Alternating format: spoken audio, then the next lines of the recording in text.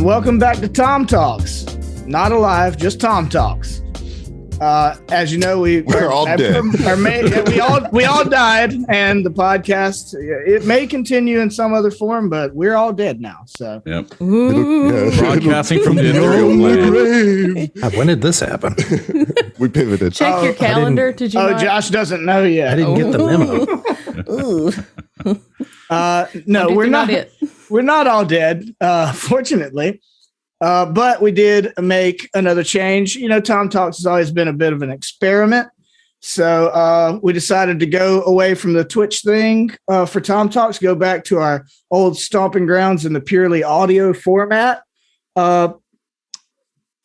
which is still exciting, I think, because that paves the way for us to do something else fun and cool with Twitch, which we'll talk about in a few minutes. But to you guys, the non-listeners, my friends, what's up? It's been a while since we did one of these with all of us. Yeah, it has. Yeah, it's been a minute. For sure. I'm doing well, to answer your actual question. That's good. I'm glad to hear it. Yeah. Also doing quite well. Good. Which one is it? It's well. You're doing well. You're doing Superman well. does good. You do good. I mean, you don't know what I did today. Well, did you do good today? Not really. Then you're doing well. I like your honesty is Busted. you doing good. So there you go. Fixed it for you. That's some real well honesty. I'm doing fine.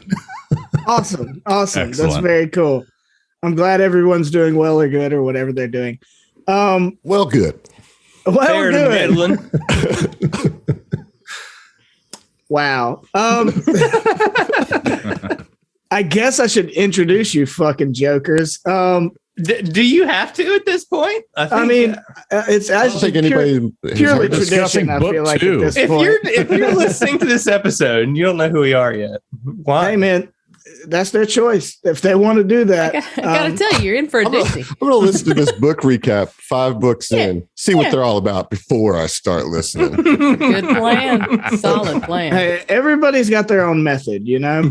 And to that point, I'll start off with the voice of Aaron, my good friend Zach. How you doing today, buddy? I know you said well. Fair to middling. Fair Fair to middling. It's changed in the last few minutes. I was doing well Until I this had this introduction. Yeah. Right. Okay. We also got our, proud owner of this beautiful mustache I'm looking at in my Zoom call, Mr. Josh Richards. Hey. Voice of Felino Morano. Yeah, that's me. Who surprisingly does not have a big, awesome mustache. No, but other character does. Yeah, you do. You made up for all the mustache he didn't have with your new character. Well, so here's the thing, though. When I made Fel, I didn't have a mustache. I was just fixing When I to say made that. Gadrick, I do have a mustache, or I did. That's right. So, A young, uncorrupted Josh didn't have a mustache. I'm glad to see that you're like really branching out from yourself for these characters, so much. Play what you know, man. Yeah. And I know the giantest mustache in the whole universe. I've always heard that a good way to make a TTRPG character, if you're new to them, is to take an aspect of yourself and just magnify that. And so Josh just took his mustache and made a whole character based around his mustache. Yeah. For sure. Well, I feel called out and seen, but With a mustache like that, how the hell are we going to miss you? Right. Well, and we're Tom off Selleck Twitch, looks up so to that thing. You're definitely not seen anymore off of Twitch. oh, fair. You are called out though. Often. Speaking of people getting called out sometimes, what's up, Emily? How you doing? I'm so good. I just took a sip of my green tea. Everything's going. It's just great, man. It's golden. You sound so sure of yourself. I just forgot what word I wanted to say mid-word, and then I just leaned into it like a staccato, like it was on purpose. Goalie. Careful, guys. She's all hyped up on caffeine. Caffeine and green tea. Yep. No, I'm doing really well. Hey, you know what? Goldberg. No. This is a good movie. Hey, Heath. Hey, what's up? How are you, man? Are you well? I'm good. I'm just trying to get through these introductions. Everybody always says yeehaw. Nobody ever asks how ye.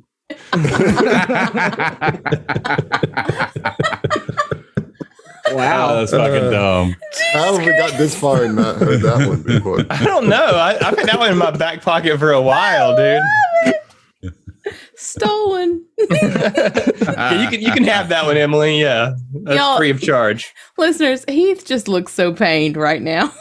Like, He's like, man, I got a lot to go on this. And because of that, I'm going to move on to John and Adam at the same time. Not because I want to wrap this up or anything, but also mostly because they did me the kindness of taking me around New Orleans for my birthday yesterday, which was really nice. It was a good Yes, time. we did. Had a really really, good time. great time. Yeah. We did lots of cool stuff. We went to Jamnola, which is like Wonderful. an audio visual full immersive experience. Right? Like it's more than just an art gallery. Like it's Right. Yeah. I was kept on calling it an art gallery, but then I went and it was like, oh, okay. Yeah, I get it. Yeah. This is totally. It's like a fun house of New Orleans culture. And then we went to we did brunch first. We did do brunch first. Yep. Yeah. And John actually nibbled on a biscuit. Yeah, just a tiny nibble. Like, I've got to. Because I got the chicken and biscuits. And what'd you think I'm being about a little it, John? cautious on it. It was good. It was good. That's right. It was good, wasn't it? It was. It was so funny. Grace got wind of, it was the first time she'd heard that he didn't like biscuits. Oh, I felt called out from her. She laid into him. Yeah, I she can did. see that. I'd be scared for her to I find out. expect no less, and I'm very proud of Grace for stepping up and doing the thing. Oh, she went in, She did the damn thing. Yeah. For sure. Now, I might even get one next time. If we go back there again, I might actually get me a chicken and biscuit because that You shit should. looked dank. Yeah, Like, for it looked real. really good. There's some good spicy chicken yeah, too. yeah. Mhm. But after that, we went to an arcade bar, Yep. and that was pretty legit. That was really fun. Just It a was whole like bunch of cabinets with an emulators, Yeah. So any You game paid you can think of. $5 and you could Yeah. play as much as you want. Like there was That's no awesome. quarters or anything. Yeah. You Man, just paid $5. and- Think back to when we were kids and like going to arcades and stuff and spending I did it $5 on no, but like as a kid. Yeah. and like your parents give you $5 and you could literally play all night. That would be amazing. I know. Mhm. We spent $5 and played for like 30 minutes. And we're like, all right, we're going to move on. This is cute. I like it, but I'm done now. On one hand, I get it, but on the other, I'm so disappointed. Well, One of the I mean, to be fair, a lot of the games were like either knockoffs or like real Bad Oh. emulators. old shitty. Well, one of them arcade. was Dungeons and Dragons, which was pretty cool. I Yeah, mean, we did it's play like some kind of a Dungeons and golden Dragons. axe, Mhm. Oh, okay. Like a side Side-scroller. scroller beat 'em up. Yeah. It had yeah. all of those, right? It had Teenage Mutant Ninja Turtles, Simpsons, For sure. X-Men. It had like all those side scroller, Yeah. like, Street Fighter type games. And then That it was a did have cabinet some, right there. yeah. And then it had like all the fighting games, but they were all old and like, the displays were rough, so everything Yeah, was like, there Those was are like, Josh's favorite kind of games, like unironically. I hate that they didn't have the pistol arcade games, man. Oh, the That was light one that gun was- games. yeah. Yeah, anything like Time Crisis, etc. Yeah. They were Oh, all yeah. That was one House of of the those. my Dead. favorites. Duck Hunter. Yeah, House yeah. of the Dead 2 was one of the only They're games in that I got to the Duck last boss. I got to That's the my last favorite. boss in the arcade on House of the Dead 2 and then ran out of quarters. My brother and I were playing together and he had a full pocket full of quarters and was just like, no, we're Wouldn't done. give it to you. Oh, Yeah. that's rough. The thing had like a quarter of his health bar left. And for the rest of my life, instead of telling this story, I could be saying I beat House of the Dead 2 in arcades. Instead, you it's just remember a it. disappointment. Yep. Did you guys ever play LA Machine Guns? Shit, Yes. yeah. That Dude, was my that one was favorite. fun. You just held the trigger down and just like well, you never just stopped. laid on the Yeah. gun. Yeah, It was so right. big. You could just prop up on the gun and be like, this is. What was the Aerosmith one?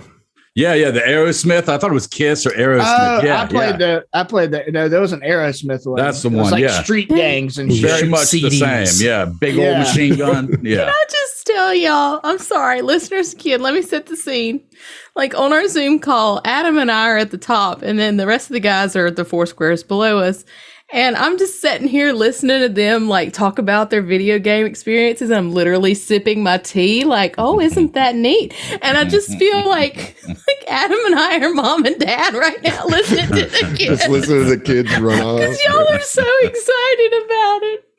Sorry, it just made me happy and I needed to share. Sip. Got a freaking Brady Bunch situation going on here on our Zoom call. Anyway, it was right. It was a good time, and I was really glad. And we got to hang out with Dustin too, which is a very close friend of ours. You know, in the original Southern Tomfoolery kind of little gang of nerds that we had. You know, and so it was good to see him. And you know, we threw down. We went to a couple of different bars. We drank some Malort. On purpose? Heath didn't on purpose. I did not. Well, to be fair, the first time we drank Malort, I was the only one who actually took a shot of it. So I was like, I'm good. And also, I was like a little bit hungover, and I was just like, I will throw up. I'll do it right here at this table. Yeah. But yeah, it was a nice little trek around the city, even though it was hot as balls. It was hot as balls. Yeah. Such as NOLA. But yeah, again, thanks for taking me out for my birthday. It was nice, and it was Dustin's birthday in a couple of days as well. So it was like a double feature birthday kind of thing. Mm-hmm.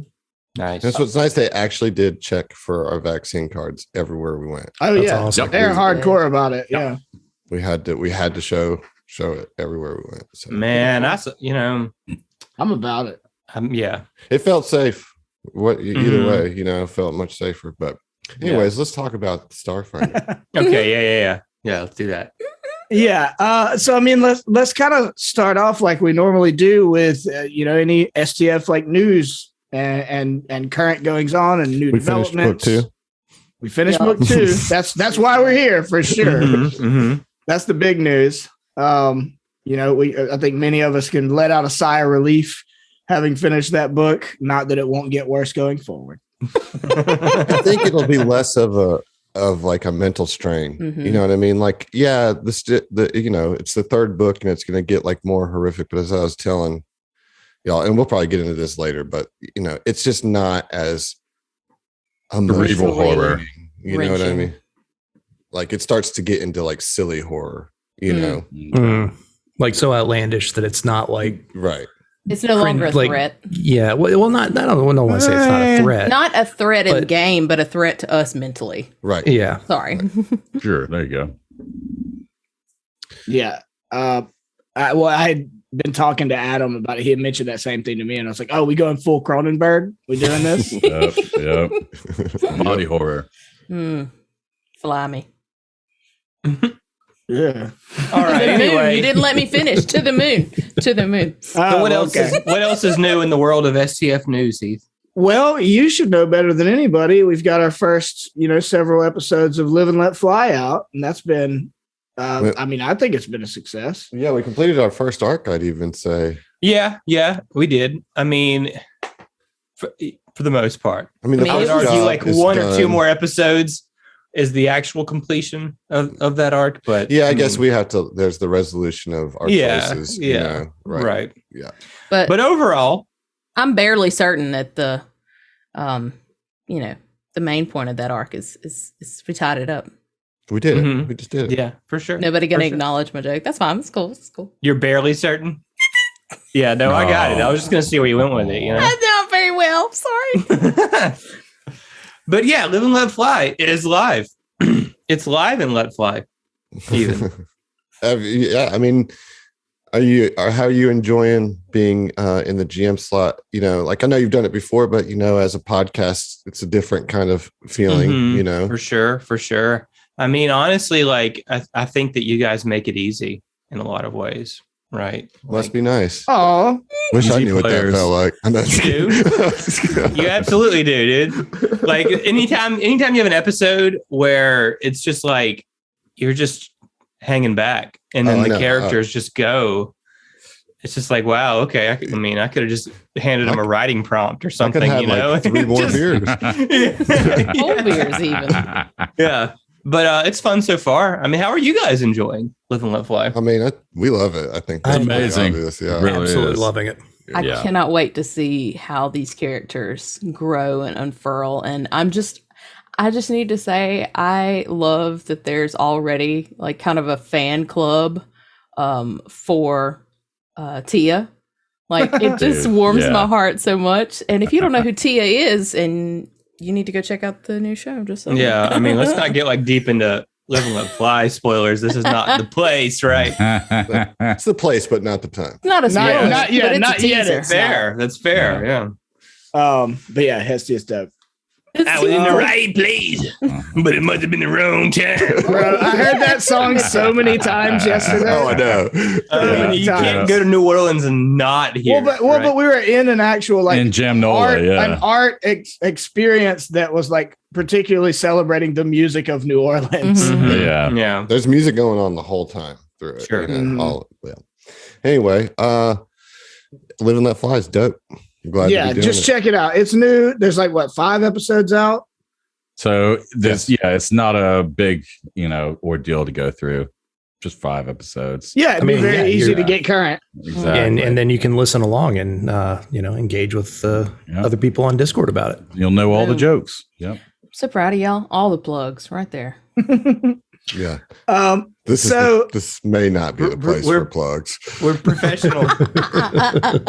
We're amateurs. I'm like trying so hard to move y'all past. All right, just do it. Just do it. You gotta just take the reins and do it, man. So I mentioned at the top though that going back to the audio format for TOMTalks affords us other opportunities, and this is something that I particularly like really, really pushed for and wanted to do, and that is what we're now going to be calling STF and Friends, which is a Twitch live stream experience of we're going to be starting out with Junker's Delight, the new module that Adam is going to GM. Emily and I and Ann Richmond and Tyler from MinMaxed through that what is sure to be delightful little it's in the name Acatonian adventure, It is in fact in the name. I mean, it's right there. Spoiler alert, it's in that name. If you're a junker, you'll love this. Well, so what I mean, I feel like there's a lot you can suss out just from the name Junker's Delight, but I was gonna say, Adam, like give us a quick overview of what that is. Man, it's a little romp through this city that would like used to be like Vegas, but now just has a massive like landfill around it. Reno. Just like so like Vegas. Damn. All right. No, I'm not gonna say that, John. But bro, for real though, listen. anyways, I've been to Vegas a lot.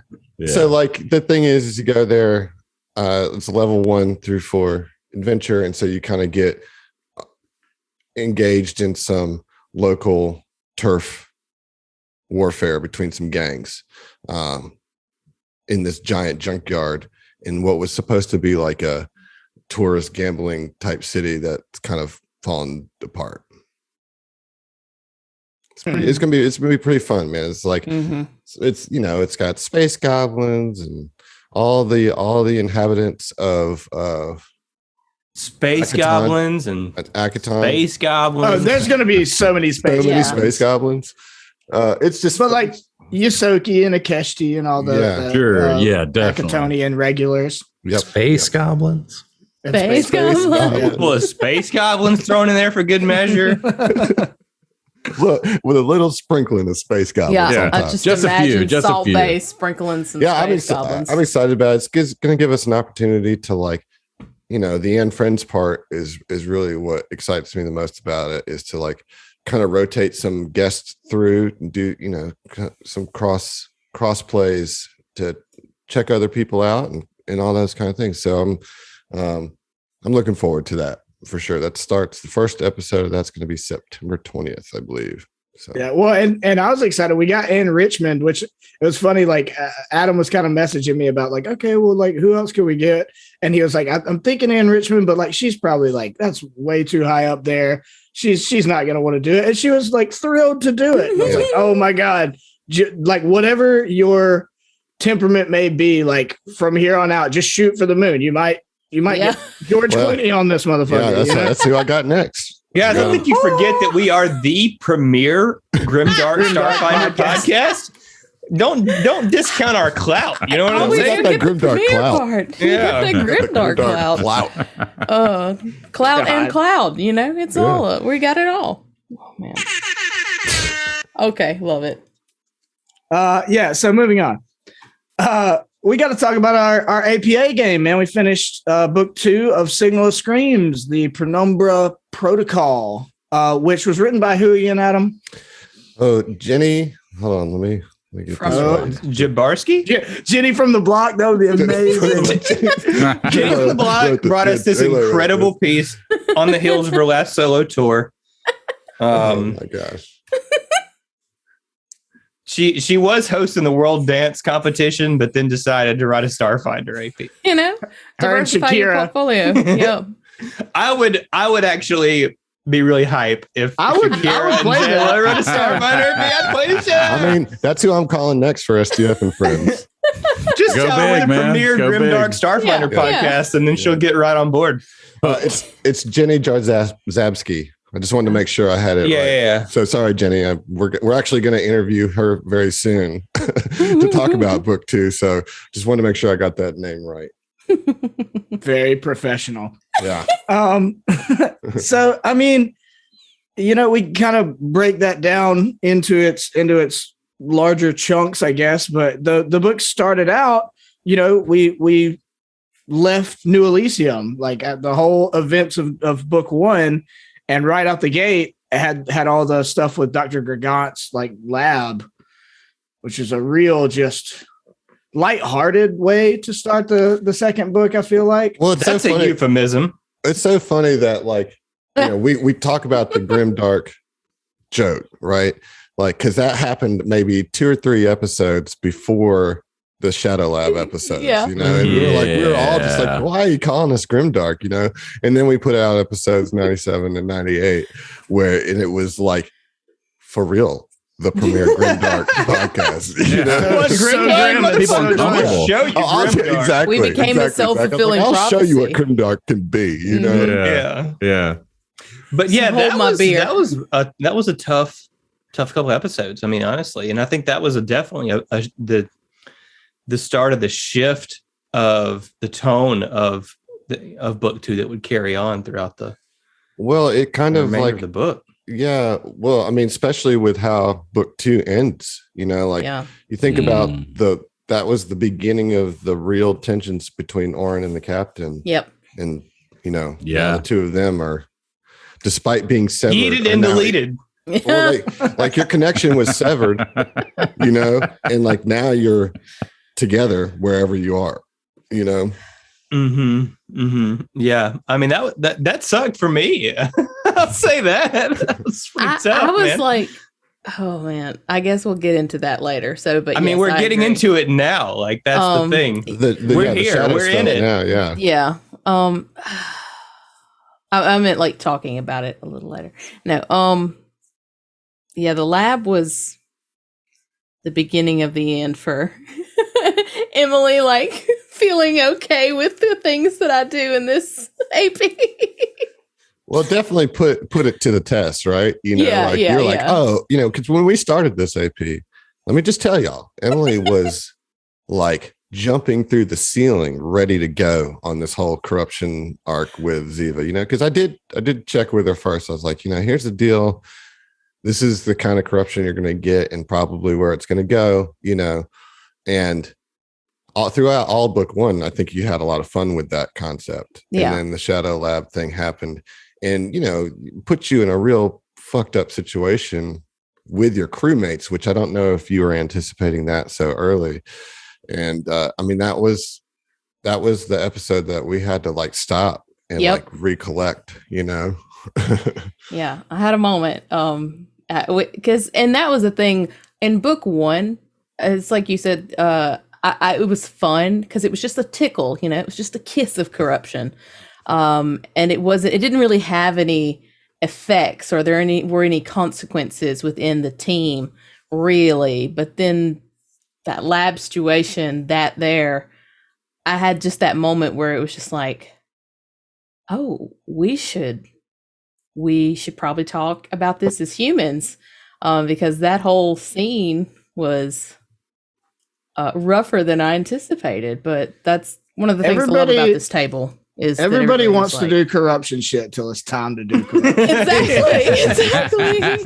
Like on paper, yeah, buddy, but like on camera, and it was. Well, and I think that it wasn't so much. I mean, not that it wasn't a big deal, but from my perspective, like you cutting Oren's thread was tough and hard, but that wasn't what broke you down. It was the after, when you guys came out of the lab and the rest of the crew was like, what the fuck, Captain? Like, that's when it hit you. You're like, oh, dang, like that was, I think that's the reality of it kind of set in. And I don't know, it's hard to do this because like, I'm also your friend, I'm more your friend than I am a GM. Right. But in this case, like I've committed myself before we started the horror thing to be a horror GM, you know what I mean? And like, but it was hard to watch you guys actually suffer as people. And, we got into fights about the suffering versus fun of the game. You know what I mean? Like that was like a real aspect of this book, and it started with the Shadow Lab without a doubt. Yeah. Without a doubt. Yeah. Yeah. Well, that was just such a turning point. Cause like kind of to Emily's point that the first book, like you do get, it grows into the creepiness out of getting to New Elysium and it, having the facade of really being a resort or whatever, but you get some of that creepiness that builds. But the Shadow Lab thing I thought was really interesting because that's like not as it is like a part of the AP, right? Mm-hmm. Well, so yes, not in the way we did it, in the AP. It basically what the AP says is that they have an interaction with Dr. Gagant in this quick brief jaunt into the shadow plane, and that the whole like being on the table or being one of the ones cutting is part of it, but like all the like personal interactions that she had with you and those like little like tempting scenes that led up to it, and the specificity of the interaction between Oren and the captain, that obviously that was all added in or written for the table or adapted for the table. I would think anybody would want to adapt that scene for the table. That's how it needs to be run, right? So, right, exactly. Yeah. Yeah, but I mean, the point I was making though is just that that ended up really being the turning point more than realizing like something's amiss at New Elysium, know? Yeah. Like that really was the like, oh, like we're taking a hard left now into horror, in a proper, Yeah. Yeah. Well, like the corruption has consequences on you as a party. You know what I mean? Like big time, like at a much more visceral way than it seems at New Elysium. Like the thing about this whole book is the timeline is very short. You know what I mean? Yeah. Like I think overall now it's been maybe 2.5, 3 weeks since you guys got to New Elysium. 3 weeks since you stabbed me. Cut the thread to my God and said I'm angry. They're not angry because can't be emotions. Yeah, whatever. Can't be angry. Well, we proved that wrong. So I mean, after that whole turning point / kerfuffle, we do get to Verses, which is something I was really excited about, just to get on a planet side somewhere in the Pact Tour. I've talked about it a ton of times. Like I want to explore more of the planets, and we did get to check out Kuvakara, which is a really cool city, and of course we met the Maranas, which we'll talk about after this as well. Yeah, who are they? No. The most annoying parents ever to parent. But I mean, like, what did you guys think about Verses as a whole? Like in the limited time that we got to spend there, and really Kuvakara, because like I don't know how much all of you as individuals like get into the lore and stuff, but like there's something to be said for like Kuvakara sort of as a representation of Verses itself, It was definitely a breath of fresh air to look kind of being able to stretch our wings from being in a kind of claustrophobic asteroid and get to move around in a city and interact with people, across the city. So I really enjoyed it. I thought it was cool. Yeah, I enjoyed the cyberpunk setting, right? Yeah. Yes. Mm-hmm. The whole Night City vibe was just dope. Mm-hmm. That's like my jam. The Blade Runners, the Cyberpunks, the Shadowrun, that type of setting is just so good to me. Solidarity, brother. Well, that being such a favorite sort of like, genre of yours, like I know we weren't there for very long, but like you in particular, Josh, like how did Kuvakara fare in that sense? Did it live up to what you wanted out of sort of a high tech, dingy, potentially dystopian kind of city? And your home planet. It did, but I personally probably would have enjoyed it more if we had more time to just putz about and explore and see different shops and places and stuff. But like, I get it. Where would you have gone in Kuvakara if you had more time? Man, I don't know. Anywhere. There's just like some scenes, like just in an alley with cars flying around and shit. I don't to the arcade with Bevan. There we go. Actually, that would have been fun. That'd have been good. The River of Returning Joys would have been awesome, I think. The carnival? Yes, that spans the terminal. Mm-hmm. That would have been sweet. Of course, that would be like homebrew shit, but could have gone digging for that treasure that's like under one of the facets. I can't remember which one it was, but that there's like this lore that there's these ancient civilizations buried under Kuvakara. Oh yeah.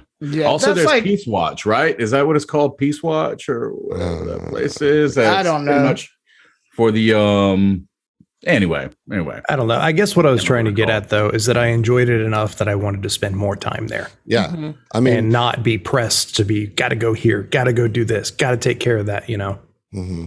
Yeah, it would be so easy to do a whole module or a whole AP there. Oh yeah, very easy. I would have gone shopping with Martha. I definitely like the aesthetic of. Oh, I feel like such a tourist. Yeah, it was.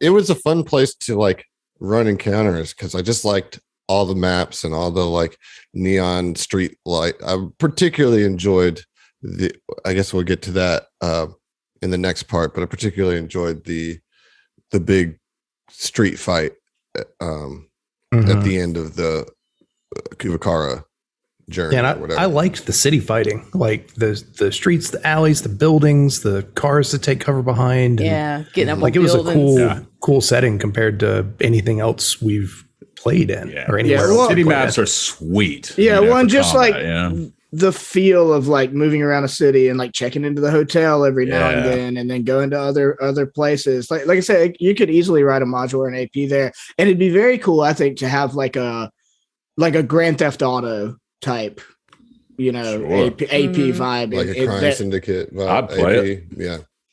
Yeah, I'd play that too. Yeah.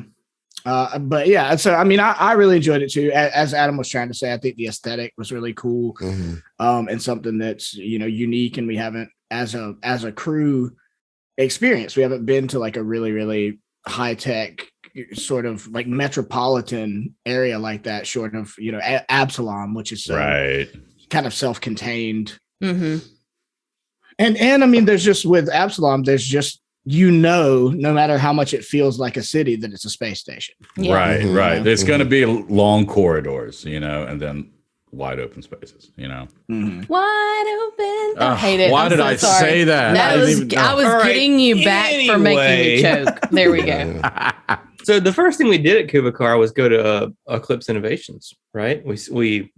We did that whole long ass stakeout thing. For no reason. Complete waste of time. Yeah. So mad.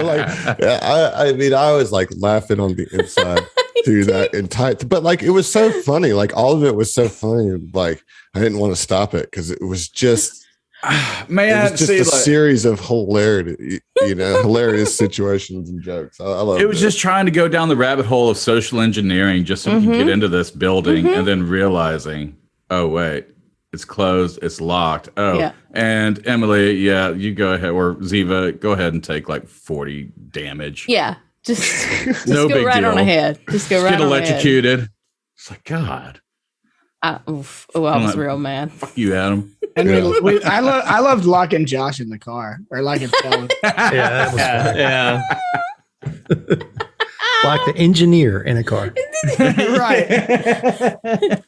He'll never expect it. Overall, though, there's not a whole lot that I like took away from the corporate HQ. There wasn't a lot there. Quote unquote the dungeon, stakeout, right? Like, yeah. I think that's the point. You know, like it was sort of, like.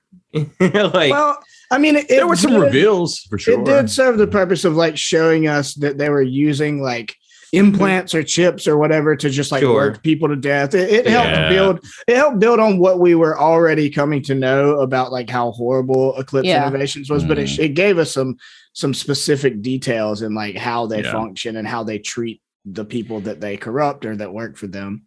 And I think it was a really good way, like in the book, in the game, whatever, to showcase even the HQ, even though there was a little bit of fucked up shit going on in there. Like this was the shell, like this is nothing near what their actual like home base is, the black site, It's just like you said, it's just setting the scene for the terrors to come, Well, yeah, I think seeing it basically abandoned to nothingness, and like what's left is a giant robot and a couple zombies, like right.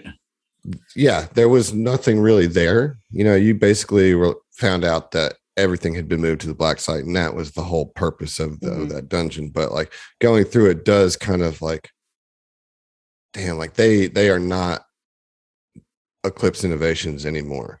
Like they're something else. You know what I mean? Like this is not a normal business that's just doing evil stuff. Like it's been hollowed out and abandoned for I thought it was interesting. It served kind of to your point that it shows that it's grown beyond, the simple evil of corporatism or whatever. But I think it also, interestingly enough, like used the sort of corporatism vibe.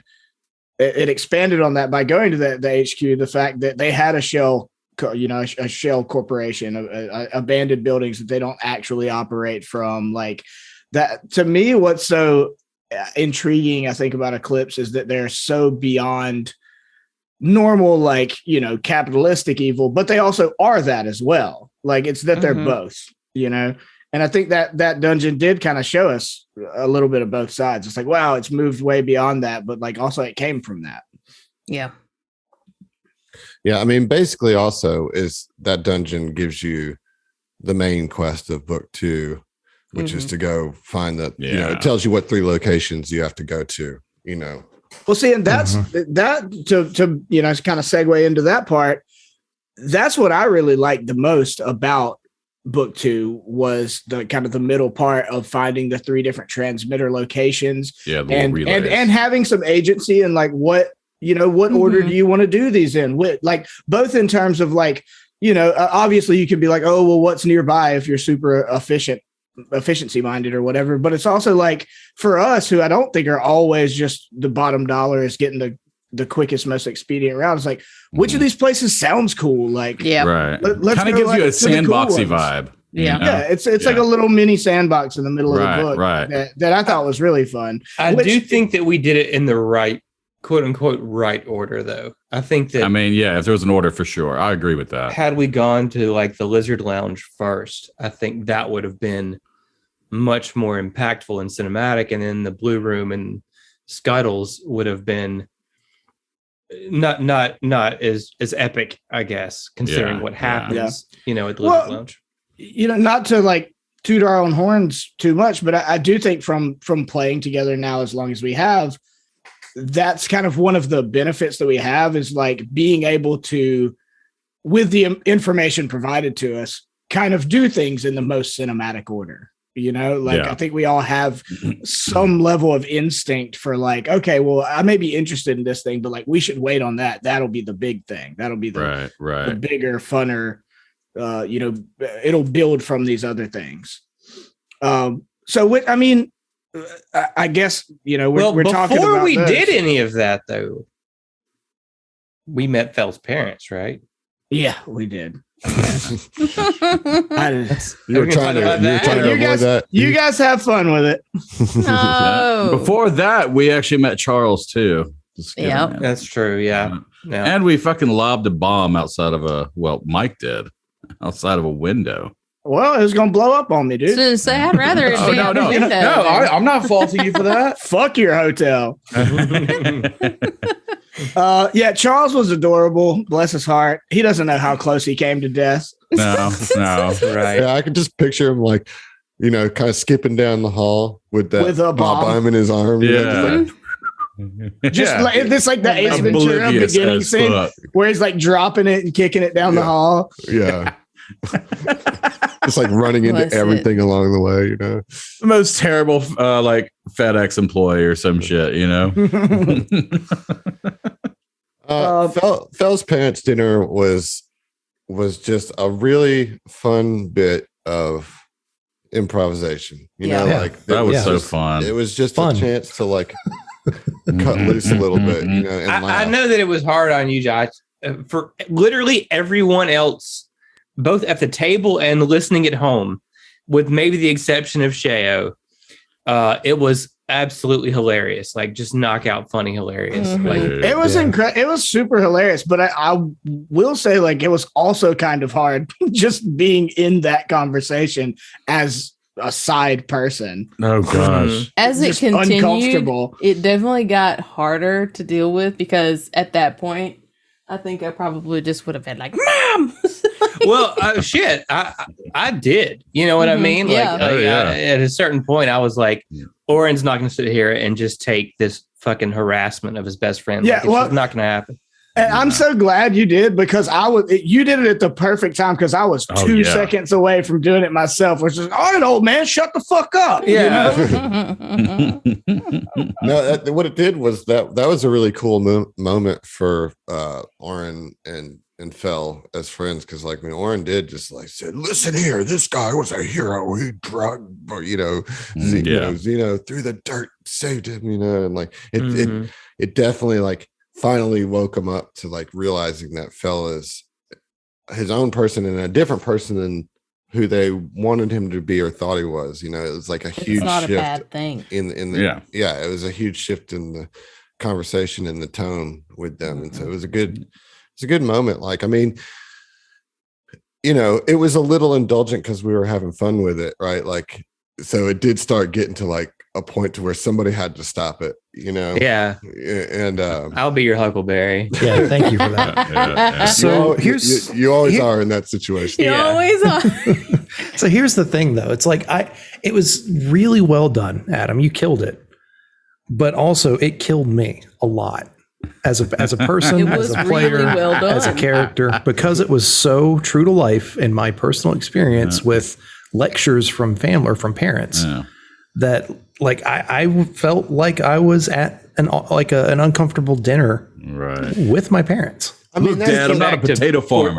But that's the whole point, right? Like, I've never met your parents, right? I have no idea what your parents are like, and I think that when you're playing like caricature of overbearing parents, like everybody's going to see the overbearing parts of their parents in those characters. I mean, I was like leaning on every trope of overbearing parents, so like that's why Sheo didn't like it because he just shit got too real, bro. It's funny because it's real, Sheo. It's funny because it's real. It's not scary. Funny if you don't live it. Yeah, but I mean, like, I get it, but certainly I was not trying to say anything about your parents because I don't know. I'm sure they're lovely people. Look, I was real, they were starting to hurt me. He called both of your parents for weeks before that. Research. Yeah. Yep. What are you most disappointed with Josh with? Oh, no. Oh, my God, no. Well, do you have a CVS receipt to write it down on? It got because it's long. Yeah. Is that okay? I got it. No, I'm joking. It tickled the shit out of me that you ended it with them having like hotel sex though. That just tickled me so much. Well, in the coy way, spelling it out. Yeah. The way that Martha was trying to be all coy about it. Yeah. Like he won't catch on if I'm real sly. So anyways, let's go. Well, The least sly individual in this entire AP. I think on top of the overbearing nature, what made it so funny and uncomfortable was how fucking tone deaf they were. Like they have no idea what their son does. They think he's like a bum fucking mechanic who couldn't hack it as a potato farmer when he's a goddamn war hero. Right. And they just can't get with that. Mm-hmm. Like that to me was just as bad as any of the overbearing stuff. You know why they didn't know who Fell is? Right? Well, because he never calls his mom. He never calls. Yeah, because he never calls. You need to call your mother. Call your mother, Fell. Call your mother, Fell. Everybody, call your mothers. For real. Call your mom. Reals though. I called mom today. I checked in with her. What was y'all's favorite transmitter location? Lizard Lounge, dude. Lizard Blue Lounge. Room. Come on. Blue Room. Lizard Lounge. Wait a minute. Blue Room. That was with the that was the hacker. That was the hacker bar. Lizard. I'm a kind of a fan of mystery, and so I was really interested in No Name. So that's why. I think No Name ended up not paying off on that. Not paying off. Yes. I agree with that. And the one that was most exciting was definitely the Lizard Lounge. So as far as the actual locations, I think Lizard Lounge, though I think there's an argument to be made for Scuttles. The whole interaction was cool. But like in the sense of the whole thing, like all three, I think I had a more grandiose vision of like where all that was going. I was under the impression just from like, because there's like a different faction of sorts associated with each one. I thought we were like trying to assemble a fucking army against Eclipse, like we were trying to get allies who would storm the castle with us. And that's what not a true like heist movie crew, but like bitch. I'm in. Right. But I thought we were trying to get allies against this powerful corporation, not just like go and fucking storm it with the five of us. And I think that was a little bit of, even though part 2 was like my favorite chunk of book 2, like by the end of it, I was like, oh, well, that's not what I thought at all. Like I was a little bit let down. It's not going to be Apollo's 11, right? Like that's the thing. No, I get it. All right. But I was looking for that, like I wanted to assemble a big like crew of people to go and like, just having allies against somebody as powerful as Eclipse is, who's trying to corrupt not only Kuvakara, not only Verces, not only the Pact Worlds, but the entire known galaxy. Mm-hmm. Right. We were going to have more gang involvement for a second there, like with Scuttles, like the specific information we got. The thing is, Emily, but we're the gang. You know what I mean? We're the ruffians that busted up in that pawn shop and started firing shots and shit. Like, did we not rip a guy's arm off? Yeah. Yeah. Well, I cut it off. I saved the royal weed to try and soften it. He was in the perfect place to get his arm ripped off. He got that augmentation that he's been asking for. Well, that was what made me feel okay about it. I was like, you're at the right place to get an arm done. But the wrong time. Yeah. He was at the right place at the wrong time for sure. Dr. John his ass real quick. Which is even funnier. It's even funnier because it was like a fellow Vesk, but it's like Mike don't give a fuck about fellow Vesk. Mm-hmm. Like he's like, he didn't grow up there, and the only interactions he's had with Vesk, other than until he was like 5 or 6 years old, is fighting them like as a boxer. So like, other Vesk are the enemy. Fuck that. Yeah, I was curious how you'd react with like various Vesks. Like, I don't have any sort of like Vesk nationalism with Mike. Oh yeah, he doesn't give a shit about that. Yeah, it makes sense with your backstory and everything. I was just still curious, until we actually encountered. It gave me like a half second to pause, and then I cut his fucking arm off. Right. You know? Yeah. I remember the Vesk bodyguards that were with Not Neva, and I think at one point you made a comment. It was like, ugh. I mean, I guess I hate that you're another Vesk, but I'm gonna punch him. Well, no, but I did try to bro up with them a little bit, especially the one that, like, once we convinced them to be on our side. But that was more me trying to play into what I assumed they would have some sort of like Vesk camaraderie. That and like bodyguards in general, So yeah, I don't know. Anyways, yeah, I mean, the Lizard Lounge was obviously the biggest one. The Scuttles was, I don't know, that was fun because it wasn't as harrowing. It was just a good old fashioned break-in ass whipping. You know? Well, the thing is that the APA had the upper hand on this, small time shady junk shop owner. This is not like. It's easy to have the upper hand when you rip the other person's hand off. Okay, that's all I'm saying. It's true. I just held it up above my head. I think that after that, I would say the APA certainly has a degree of infamy among, we go back to Diversity's Underground. And Kubakar, like at least like people are going to be fucking with if they hear about the APA coming through. They'll be, oh shit! It's like, oh, shut up. Yeah. Here's your credit, sir. Here's your credit, sir. Yeah. That's going to be the shit the news networks like edit out when they're making their APA propaganda after we beat this AP. Yeah, and it's like there's gonna be people on like conspiracy forums discussing, the APA is evil. Actually, they did this. Shut the fuck up, dude. They're actually just all holograms. Not even real people. APA saved the universe. No way they would go and rip somebody's arm off. Titanium Mike ripped off a fellow Vesk's arm. Can you believe that? No, I don't. No. No. It's what they want you to propaganda. I think the real climax of part 2, well, I know it is, but like I think it was the real story that was hidden beneath the transmitter locations was the CSV story, right? Like and well, that and being hunted by assassins. Yeah. Are we really not going to talk about Phil let's not forget dying? about the assassins. Exactly. Yeah, exactly. We're going to just like gloss over that. I want to talk about CSV, but like I think like we don't need to skip that. Let's just go right past the fact that I basically had to flip a coin 4 times in a row and get heads all 4 times, and I did. I cannot believe Phil survived that. I can't either, honestly. It was a concerted group effort. It was a doozy. You know what I mean? Like we were theory crafting how to survive this thing, like off air, but for a week, right? Yeah. Like, it was kind of a big deal. That was a real bitch move by you, Adam. Like, it's kind we're done for the week. You got to sit here and sweat bullets and think of another character at the same time. That's why we had to pause for the week. Yeah. So we could make up a backup character, which he didn't do. He's like, I chose not to. Val's going to live. That's a ballsy move, my guy. I chose not to because if that happened, I think we were only recording 1 the following week. And if that had happened, the new character wouldn't have been in that episode anyways. So, why write him off as dead? Right.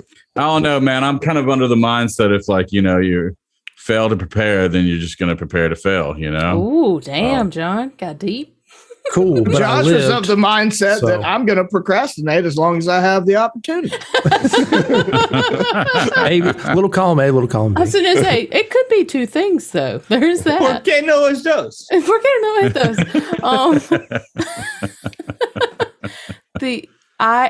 I hated that there was like nothing.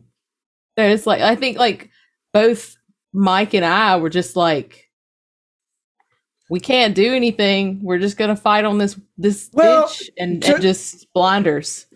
For me, like that's the joy of playing a soldier. Is like, oh, y'all got technical shit you got to do. Like, I know I'm not involved, so I'll go punch stuff. Mike's like, oh, that's cute. I'll just keep this fight going over here where y'all go save Phil. You know what I mean? Like, but I think that's important. Right, like, if those enemies had gotten over there, they would have, finished the job.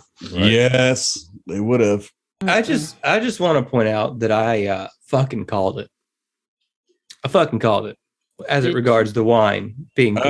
Oh, yeah. I was like, about what? I mean, it's like just pick something, Heath, and I called it. You know what I'm saying? Like, you call everything. Constantly underestimate my powers of I didn't know how negative you were going to potentially be or how vague. So I didn't know if you were going to be like, I called it. This whole thing sucks. Sometimes I don't want. Okay, so look. Okay, this That will. too. You and Matthew do this, and it kind of bums me out sometimes. Like you'll call things, you'll make these claims, and I'm like, I hadn't even considered that, and now I can't I can't not think about it. Like I can't stand even hypothetical spoilers. I'm like, no, get out of my brain! Don't poison my brain with your thoughts. You drank the wine anyway, so stop So drinking the wine. The thing is like, first of all, I have an English literature degree, right? Like this is like sort of those things like elements of writing that you're taught, and I think that at a certain point, good writing should be somewhat predictable if you're paying attention. You know what I mean? Chekhov's gun type of thing, right? Like, don't put something there if they're going to do anything with it.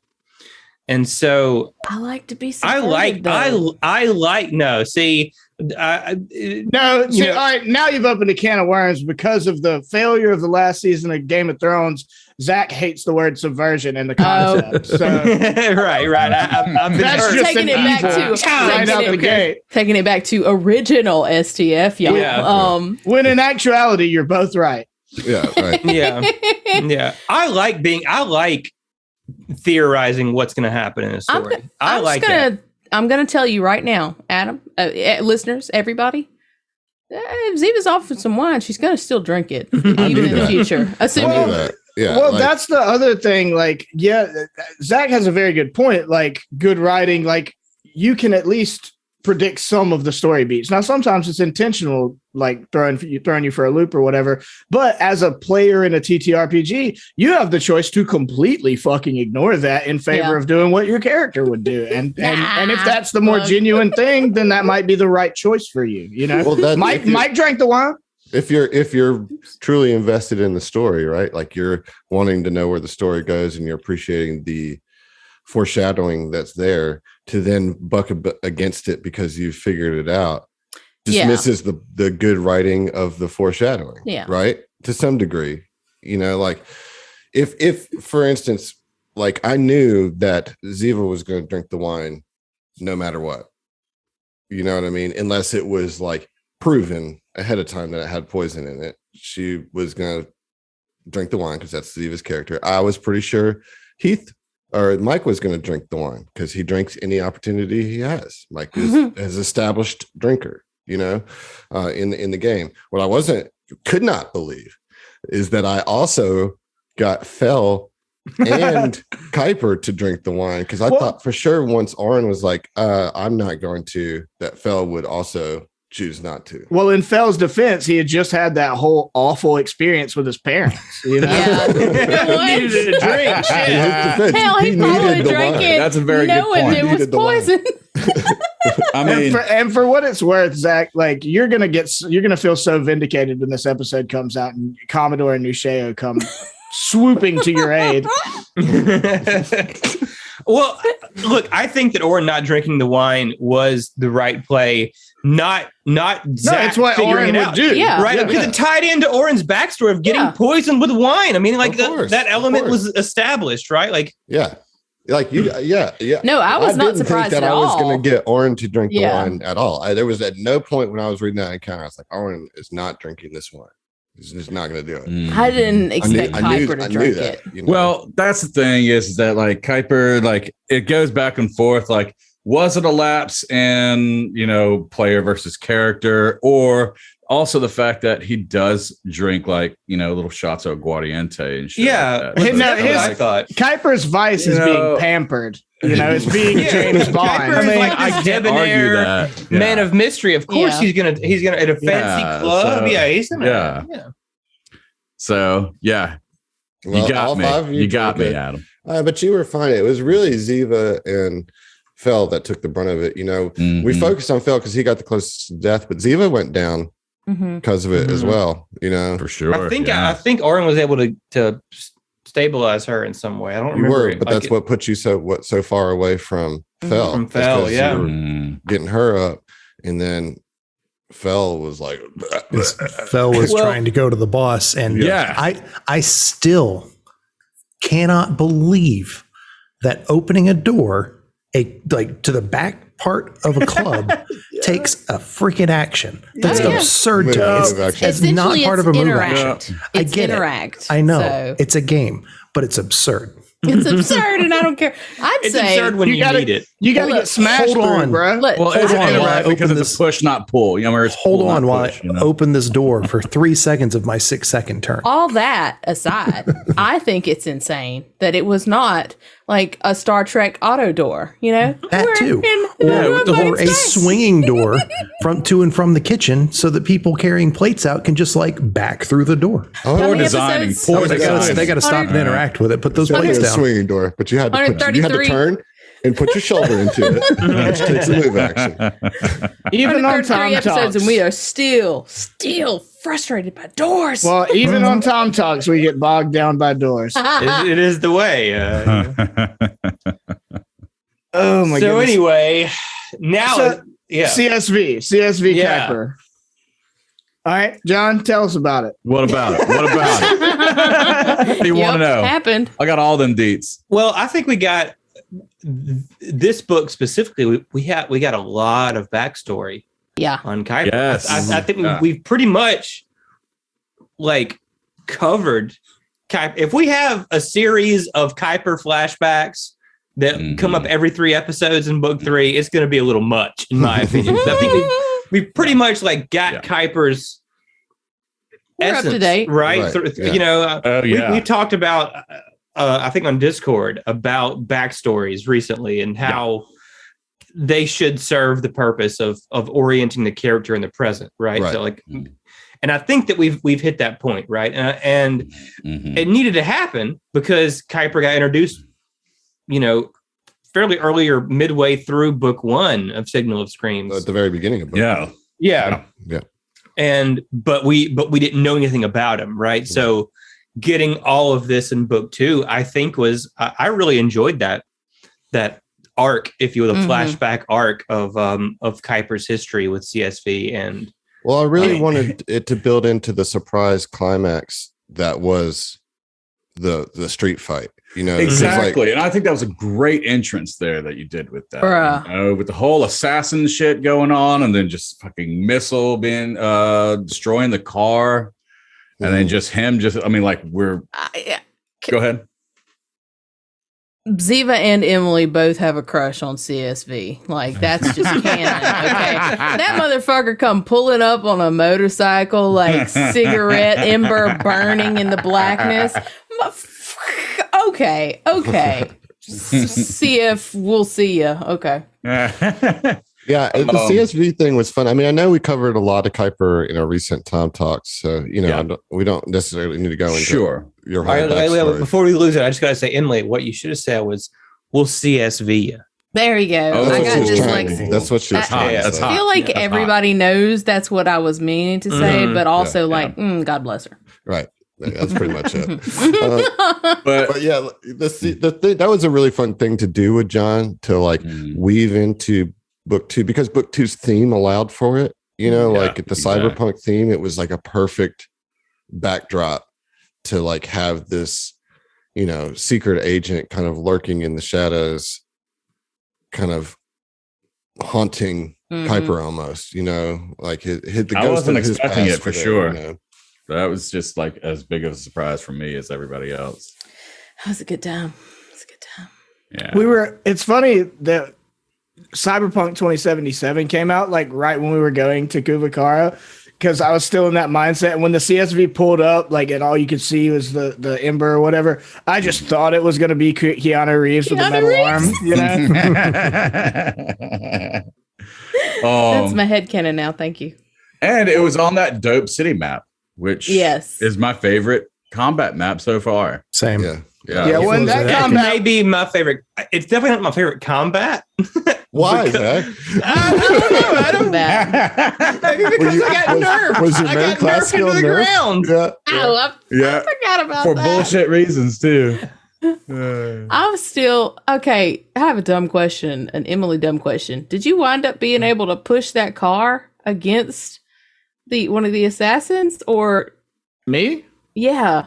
No, I bull rushed one off the roof. Off the roof. Okay. Which I to me, I was like, oh, I finally did it. I finally bull rushed somebody off of something. Yeah, I thought you bull rushed somebody off something. He tried to bull rush somebody into the car, but he did not succeed on that one. I bull rushed people into the walls twice before that, though. Yep. I think I'm thinking about where we were coming up with ideas, and somebody was like, "Just bull rush the car and use the car to crush them," which is a solid, physics.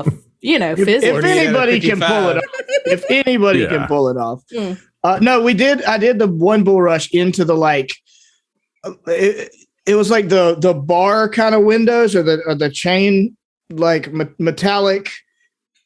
Theft gate kind of windows that pawn shops have, and I killed one with a bull rush. While I entangled him and all that, which was cool. Yeah, you smashed him into the grill. Smoosh.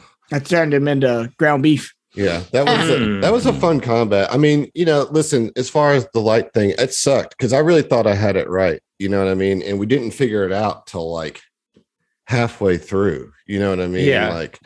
And it's one of those that you got to pay attention to read in the words okay, normal, bright. Well, we had to cross-reference. Actually meant exactly. normal. We had to cross-reference multiple places in order to actually figure it out because it was not stated clearly. Yeah. Right. Yeah. Right. So I understand how that got there. You know what I'm saying? Yeah. But it's still it still sucked because I didn't. I was so ineffective in that combat. I love how you're I was ineffective in that combat. You were still flying around, dude, you were missing shots left and right. Dude, you were a star of healing, just heal, and you definitely landed some shots. Sometimes you just got to do that, man. You just got to hold it. For me and for Oren and Ziva's relationship specifically, though, that combat was a really interesting moment because Ziva let herself get almost to the brink of death, and Oren had to be like, "What the fuck are you doing?" You know what I mean? I think that was kind of for me and that character arc, as it were. It definitely foreshadows the final fight. Yeah. Was that our first real come to Jesus meeting? No. The first one was because I told you I'd kill you. Mike threatened to kill you after the Gregant lab thing. I think she means between just Oren and Ziva specifically. Just you guys, I thought you meant just any of the party being like, "Hey, you're corruption." I don't know. I think that was where Oren really started. He stopped asking nicely and started to really distrust Ziva and that's where he stopped calling her captain basically. Oh damn, that hurt. I'm sorry, Emily. It's just it is what it is. Yeah, well, it didn't really hurt Oren, what with deadened emotions. Yep. He's fine. No, that hurt Emily. Ziva was like, whatever, bitch. Well, that's the problem, right? I see your point. I hear it. I don't like it, but I hear it. But it definitely led up to the tensions that we had going into the part 3, right? With the black site. For sure. Yeah. I think another moment that was cool in that fight was afterwards, because you had the 2 things going, or 3 things. You had the CSV conversation going on with Kuiper at the same time that Oren was really kind of laying into the captain. And on the roof, you had Mike and Fell straight point blank killed that assassin. For real. Yeah, let's not forget that. I was like, you did what now? You just got assassinated. Yeah, he just almost got poisoned to death. He was a little bit mad. Yeah, still coming off of a conversation with his parents too. He pulled that trigger. He was still holding the dinner conversation with his parents. That baggage was still fresh too. See, I like to think that Fell thought, "What would Oren do?" A little bit. Pulled that trigger. Damn. Well, you done it. Congratulations. He did it. Well, and he had Mike up there with him, who was like, "I'd have done it." It's a fucking assassin. That's the thing. If it was just somebody of an opposing faction, like that maybe we could come to some kind of philosophical terms. It's like, no, it's a hired assassin. Fuck you. No, yeah, I mean, it was not the matter is the issue for me / Ziva was not that we killed them. It was that we didn't utilize all of our available methods to get additional information. We didn't torture them. It didn't matter though. I don't like that word. That's not true. I don't like that's that not word. true. That's not true because I totally tortured that person. Yeah, there was a good bit where Don't you say I didn't torture. where I'm Mike just was saying, I ripped her ear off. Mike was getting information, and then it's like, all right, that's done. Boom. You know, There are Bam, bam, there thank you, are ma'am. other members in your party that can, Well, if we weren't so preoccupied with the captain being a corrupted piece of shit. saying your corrupted cap could help. Well, the fact is, all of our characters are corrupted, right? Right, And I right. think that part 2 of book 2 is where we really Showed. unleash that corruption on the people around them, right? Like Yeah. we started a gunfight in a pawn shop, right? We started a gunfight in a club. We started a gunfight in the street. Like, To be fair, we did not start the club fight. okay, right, yeah. She poisoned us. Yeah. Yeah, that fair game. It was really gloves off. We certainly were not anything remotely close to a lawful good Oh no. party. No. I mean, we very much leaned You threw a into, bomb out a window. Yeah. I would say, Yeah. chaotic neutral. At best. Pretty I think heavily it's- as a party compass, I think it's funny because, like, leading up to that, like, probably on Absalom Station, we have a bit of a Batman reputation. Like, maybe they don't do it by the rules, but they go and like kill and beat up Nazis and stuff. So it's like I can get behind it. But like on Kubakara, like, nah, we're not Batman. We're not like good people. Well, I did say we're Deadpool. Punisher. Deadpool. Yeah, I Deadpool. mean, much more. Punisher. Punisher, Sure. probably. Yeah, I can Punisher. see both of those. Yeah. Ooh-wee, So well, I think it was interesting in the way that our choices Yeah. reflected our Kinda came to a corruptions head in a those little. moments. Yeah, part 2 is definitely my favorite. of- So part 2 was same, awesome. Same. It was really fun, and it was like, on a GM level, being able to like tie the thread on the Kuiper CSV story, Mhm. because like up until that point, I had Kuiper's introduction backstory in CSV thread. I had the assassination thread. I had the corruption thread. I had the shadow story thread, and I had the Kaon Reese thread. Mhm. You know what I mean? And those are all just like frayed out. So part 2 is the first time I got to like tie one of those off, and it like went really well. Like it was really fun, kind of closer to part 2 before going into the black site, which I knew was going to be a grind, Mhm.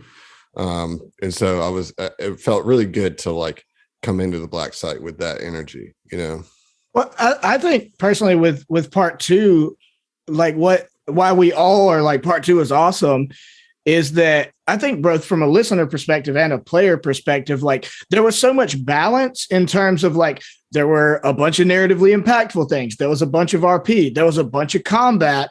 There was a playfulness to it, while also a sense of the very heavy going on behind the scenes and in very intense moments. There was a little bit of a sandboxy feel, while still obviously driving the narrative forward into something more impending. Like, I just think there was a like balance really is like where that part of book 2 shines more than, more than the black site for sure, because that's so specific in what you're kind of doing there.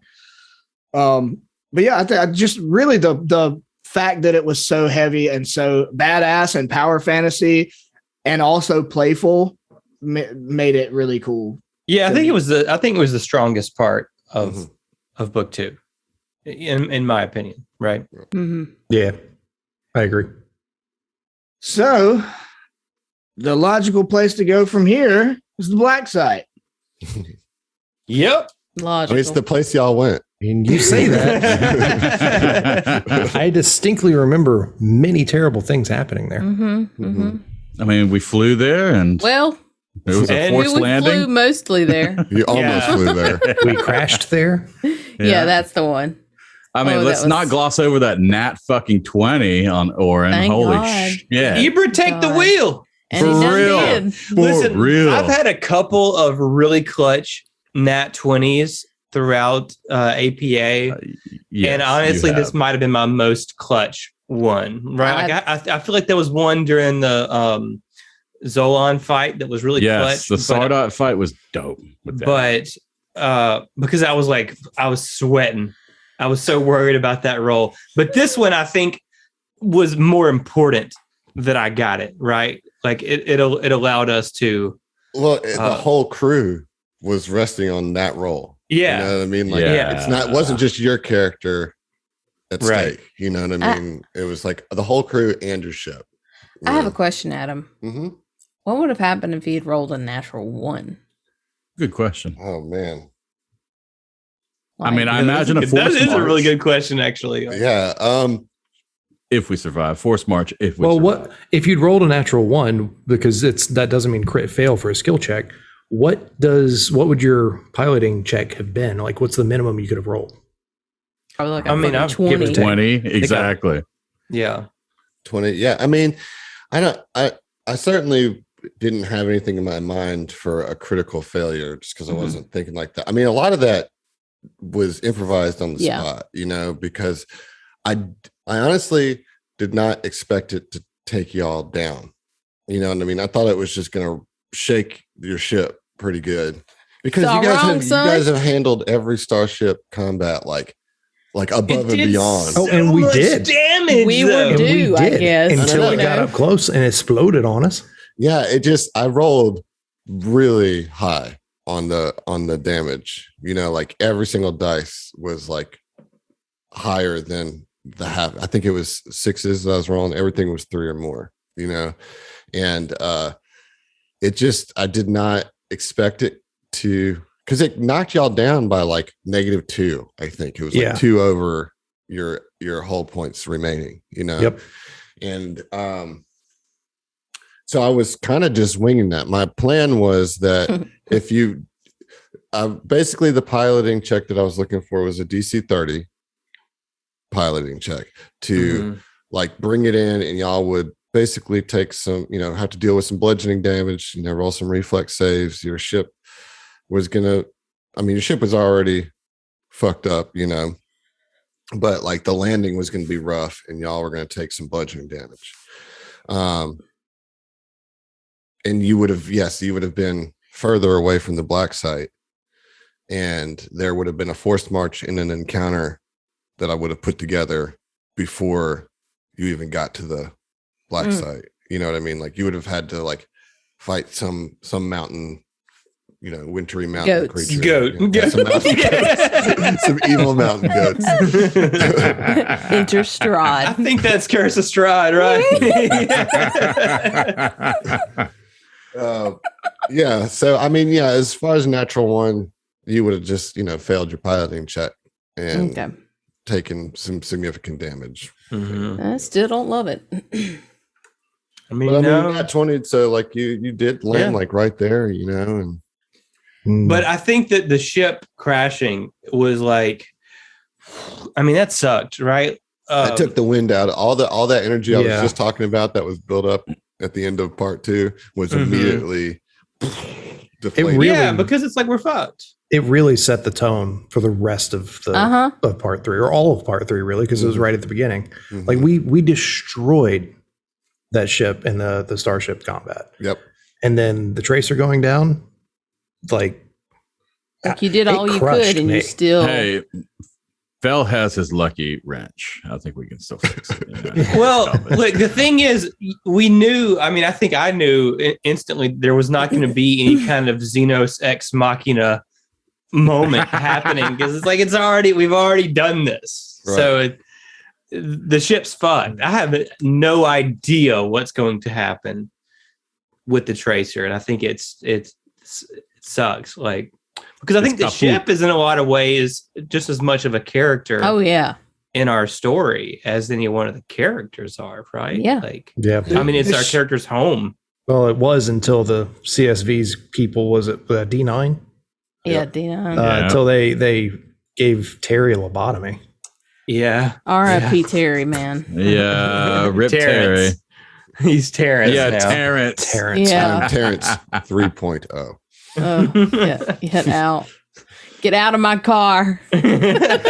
Wasn't so upset about that though. You know, That's so sad. Terrence, play Despacito.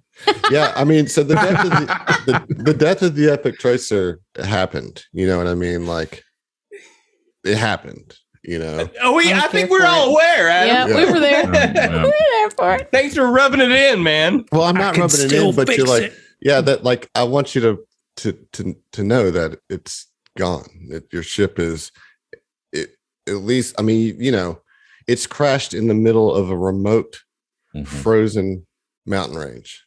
Adam, can you give us the current status on the Epic Tracer for us one more time? It's dead and gone. Okay. I mean, I'd say it's dead. Until we finish this AP and we're fucking celebrities back on Absalom Station and can just hire somebody to go get it. Yes, that's the mentality I'm going to keep. Okay. Yep. Adam, I don't care for your tone. It's bumming me out. Well, part 3. Well, Just think about think about it like all of Ziva's clothes. I'm were, not like, going to talk in about that. her master bedroom.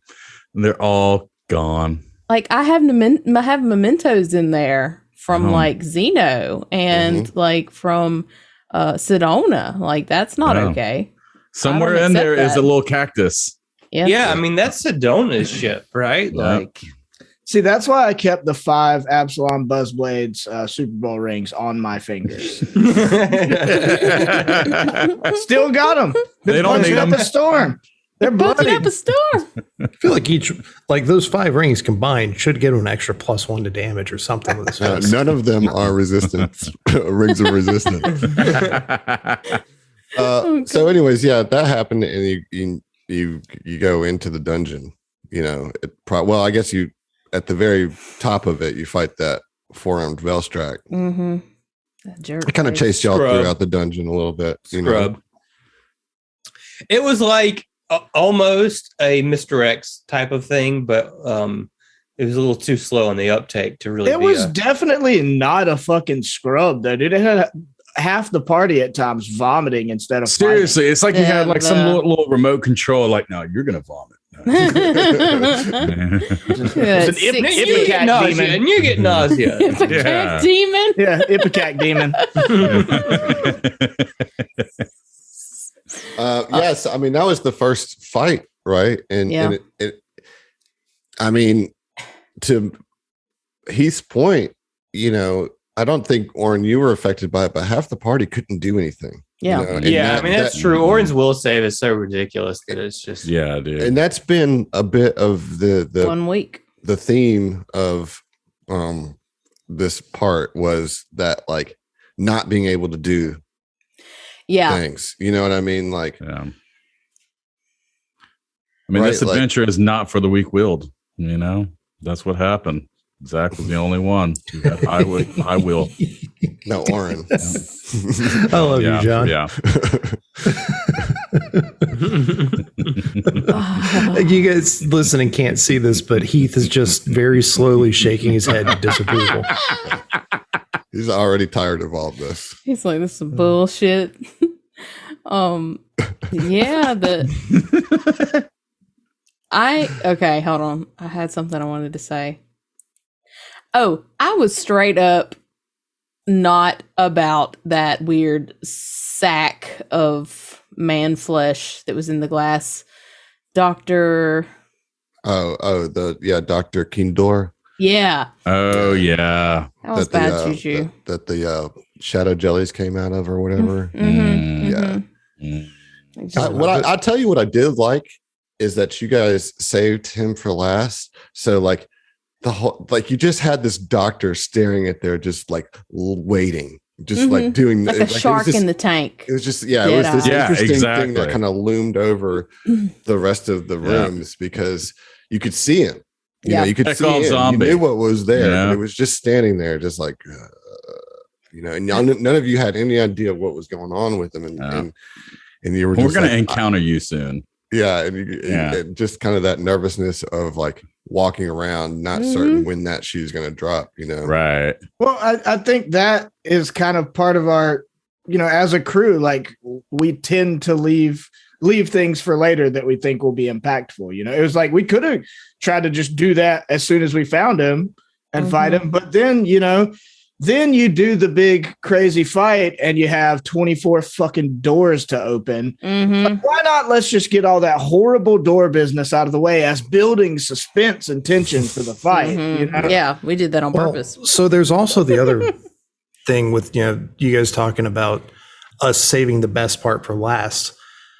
Typically, we seem to try to do the thing that incites the next action or the plot moving forward. Try to do that later so as to not skip things, or to be able to get as much information as we can or to explore as much as we can. Or to not miss any loot, right? Because that fight could potentially be an inciting incident that leads into something else that we're not even aware of. Yeah. Right. I think, that's just that mentality. Can I also say I've had plenty of time to think on it, and I still maintain my position on the bunny death. I do too. I think you got shit for that for no reason. I've had a lot of time to think about it, and I still maintain my position that Oren did the right thing by murdering that entire staff. Yeah. Well, I mean, they were pretty much like playing with a dead body. It was gross. I mean, automatic murder. Look, here's the thing, dude. They're not savable. You can't save them. You can't purify the level of corruption that they are all in. Sure. Didst thou know that at the time? Yes. I'm gonna say yes because it makes me look better. Tell me about that check you rolled in secret that we didn't know about that told you that was in fact the truth. I mean, they looked so fucked up, right? Like, even if you could. All jokes aside, let me ask you this, Zach.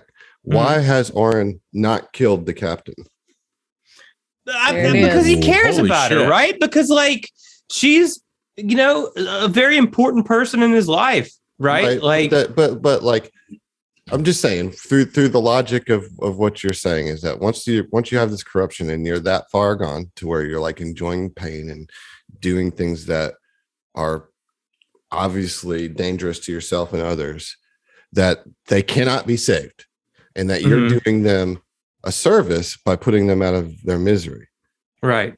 Why are you not providing the same service for somebody that you do care about? Because she doesn't look Cronenberg enough yet. Once she starts to look fucked up physically. Got 2 legs, 2 arms still, still she's looks swearing. I think ultimately that saving Ziva is the last bit of hope that Oren has, right? If Oren got to the point where he didn't think that he could bring Ziva back from that, I think he would probably just put the gun to his own head.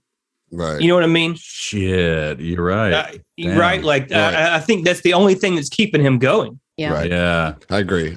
That's when things have gone too far at that point, when you start considering I asked you that question because I think it's an important distinction, because you get a lot of shit for the way that you handle Oren and the adventure, but I think there is rhyme and reason to it, despite you just got to sift through the attitude sometimes to get there. And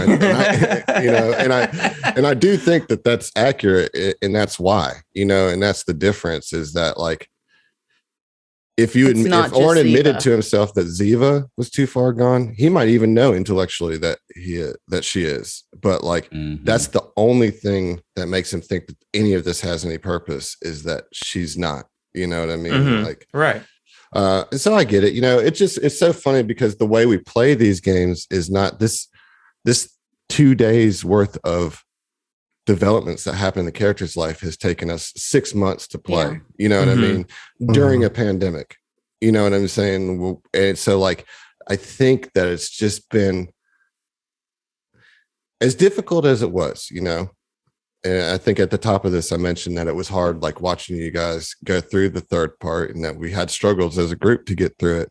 I wouldn't change anything. And I think it was true to the tone of what we were playing, and I think it speaks to the level of trust and friendship that we have, that we can go all in at this level and be this like exposed, like emotionally or whatever, the rawness of it with each other. And, we, as I said, we had some moments, but we came through it on the other side, like with a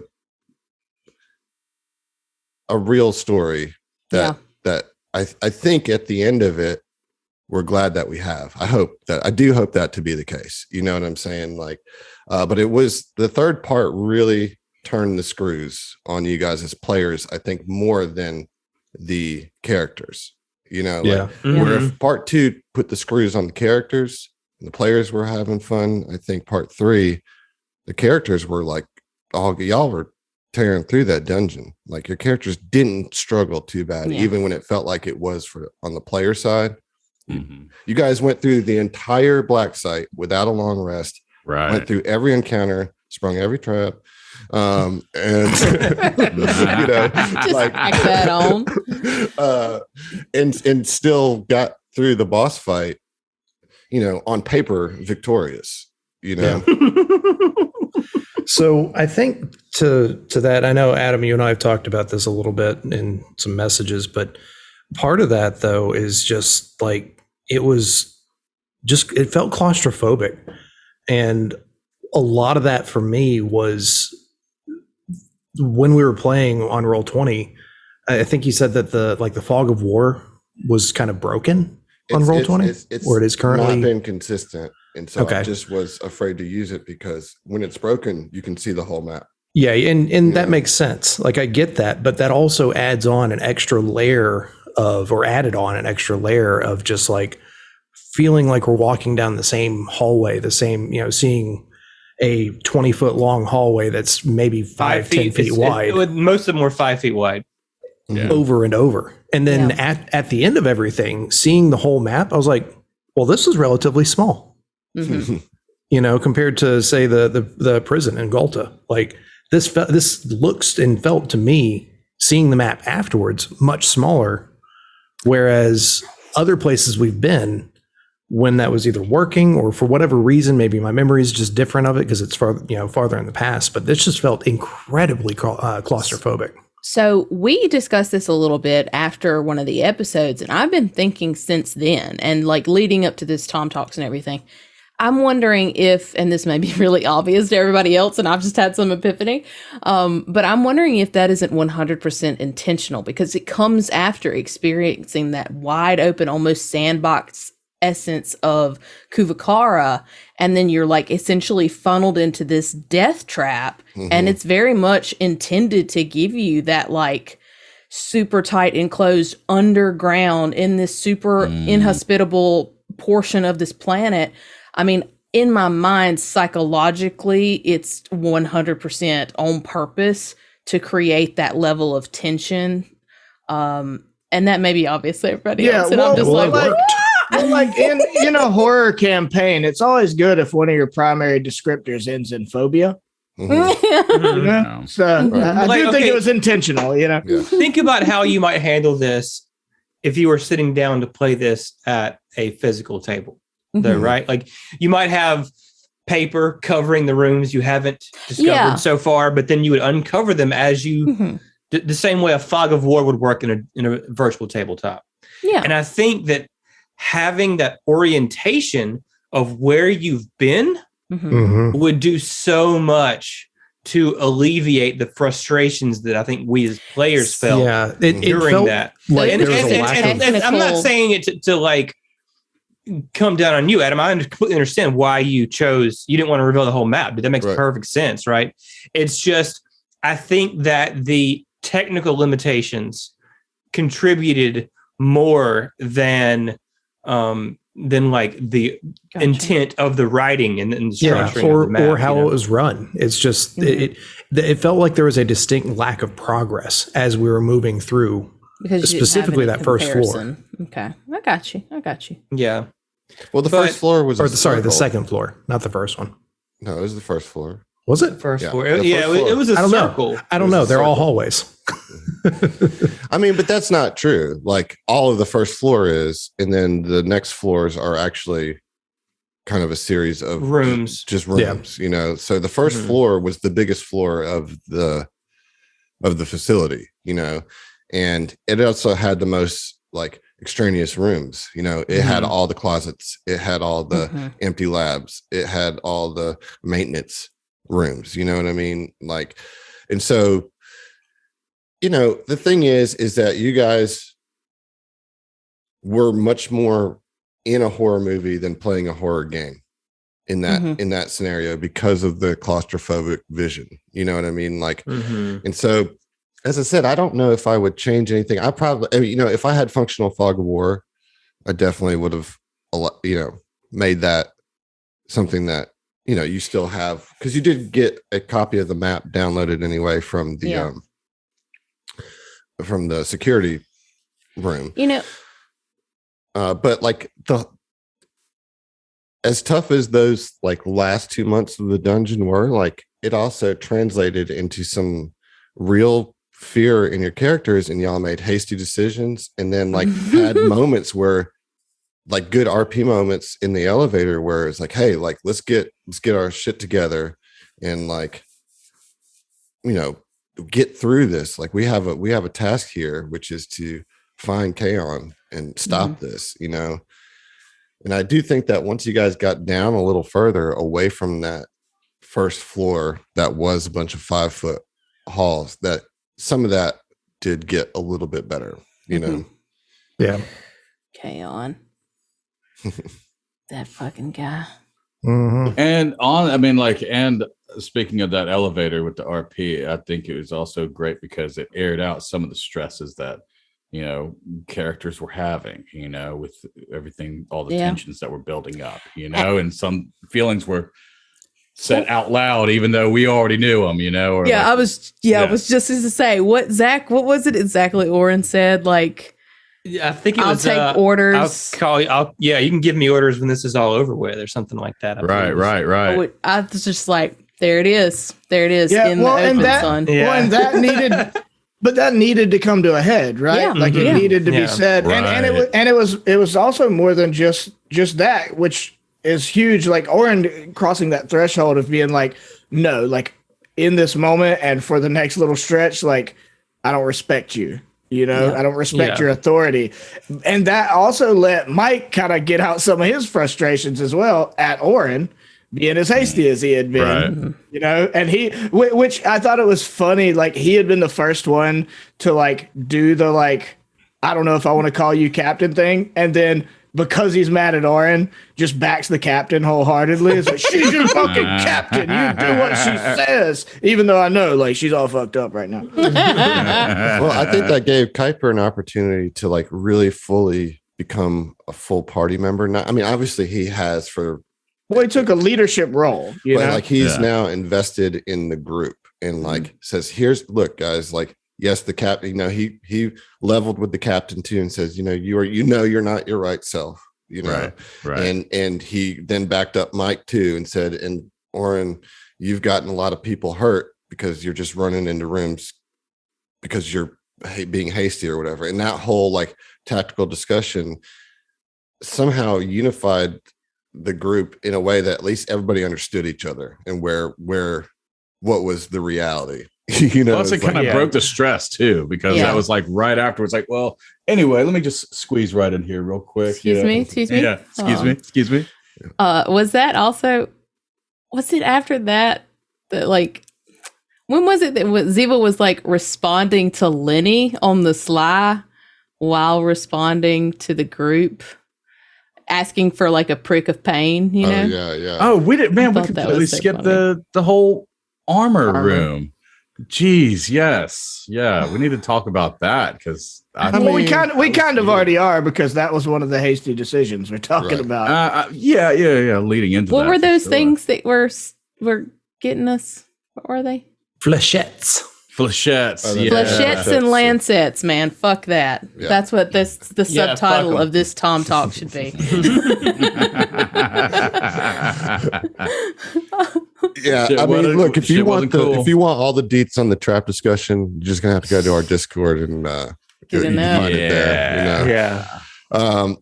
But you guys, to sum it up for those, I won't make you guys all go read a bunch of comments, but to sum up what it was is that all the traps went off because I wanted them to, that's the too long didn't read of it. Like there's reasons, and like everything was on the up and up in the sense of like,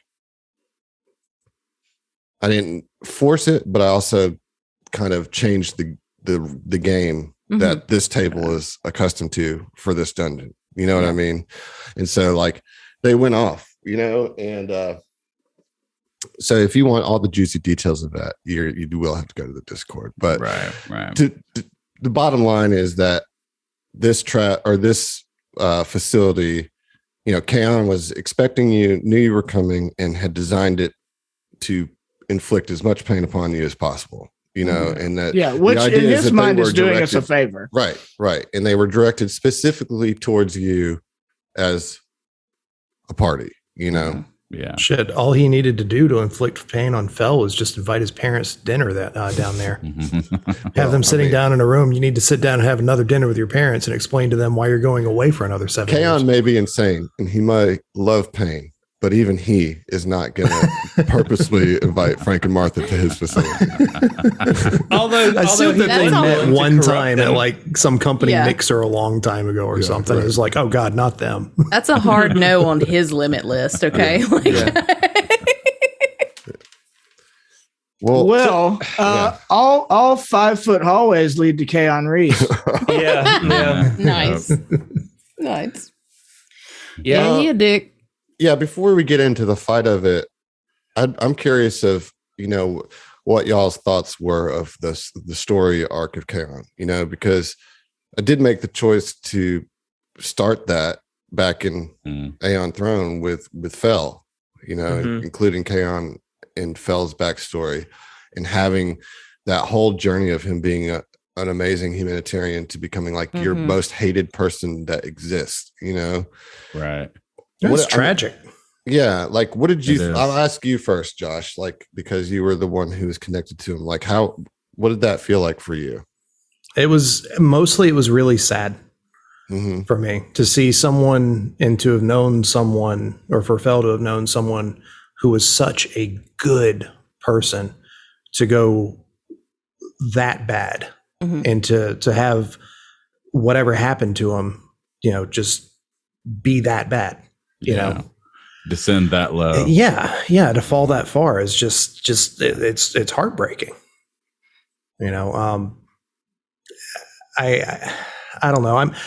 None of us here at the table are really huge horror fans, but like that, it really just made me be like wonder like, okay, but why though? Which I guess sets up for book 3. To get a more in-depth understanding as to why all of this is actually happening. I know I've got something of a bit of an idea with Dr. Gigant and whatnot, but why Kaon? Why did that happen to him? He's in the why did wrong it happen? Place right at the right time. You know what I'm saying though, is like, but that's what it is. Like that's the horror of it, is that there is no why. He just means to an end. He got caught in the crossfire, and he happened to be in a position that was very advantageous for Dr. Gigant. You know what I mean? And like that's it. Like that's the reality of it.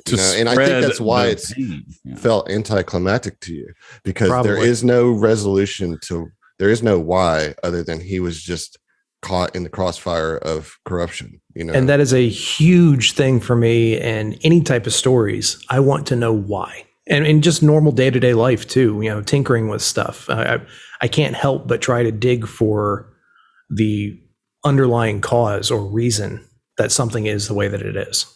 And to not have that just feels like if you explore the cause of something too much, you get a movie like Prometheus.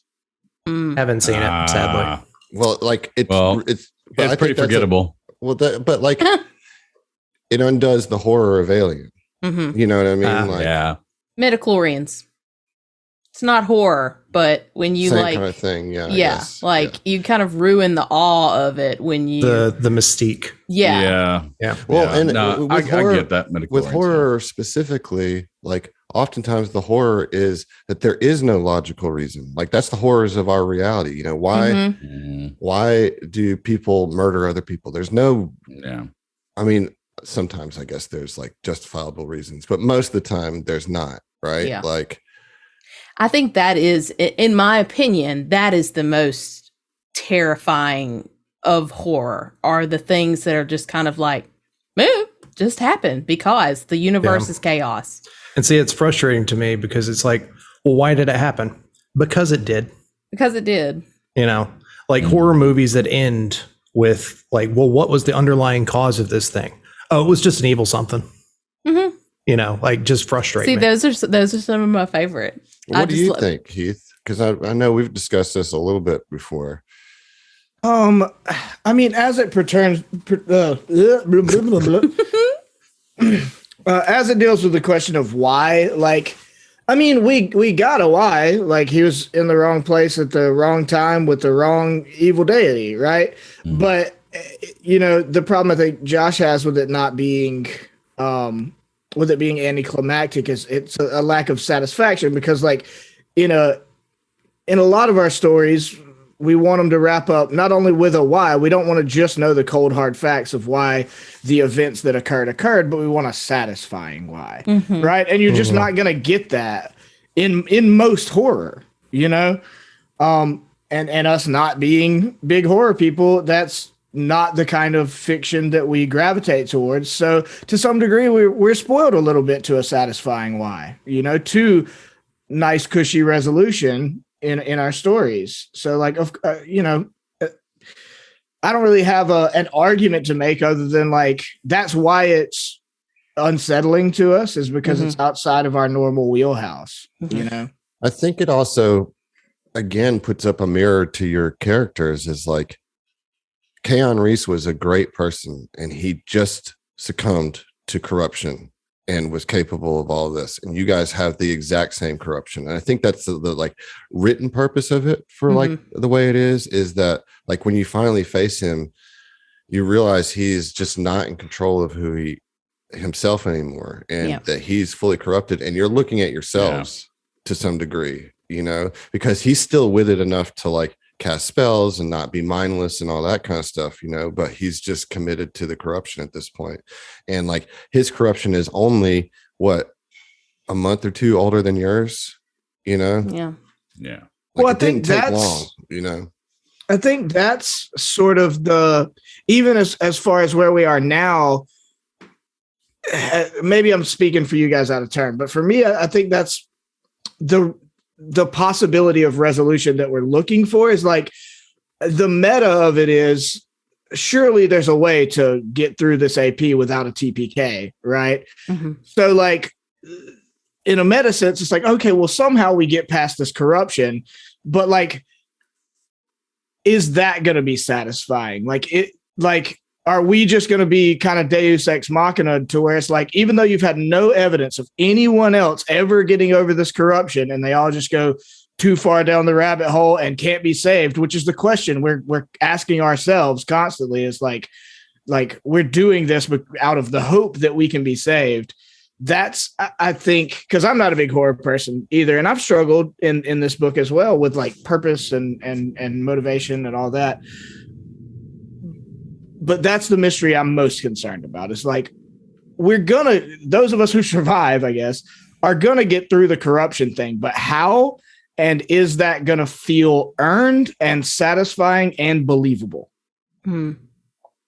Which I know I just like kind of posed a question instead of answering a question, but ain't that this book though? That's kind of where my mentality is at, you know. Like Mike is kind of simple, and as I've jokingly made the point, like that can really be beneficial, you know, having someone who doesn't get so wrapped up in shit and doesn't overthink things, and being able to play that character sometimes particularly in stuff like this makes it easier to move on and just like, don't worry about it. Like, we got shit to do. But I as the player want to know, like, how are we going to get through this? Like, it's probably going to get worse. We're probably going to get close to whatever that line in the sand is that we all have and have agreed about other people that's too far now. They've gone a bridge too far. Like, how close are we to it? have any of us passed it? Those of us who haven't, how are we gonna rectify it? And is that gonna feel right?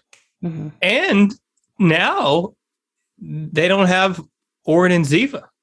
Yeah. So, I mean, that's the like shit. Yeah. You know? Yeah. Got Evelyn though. Yeah.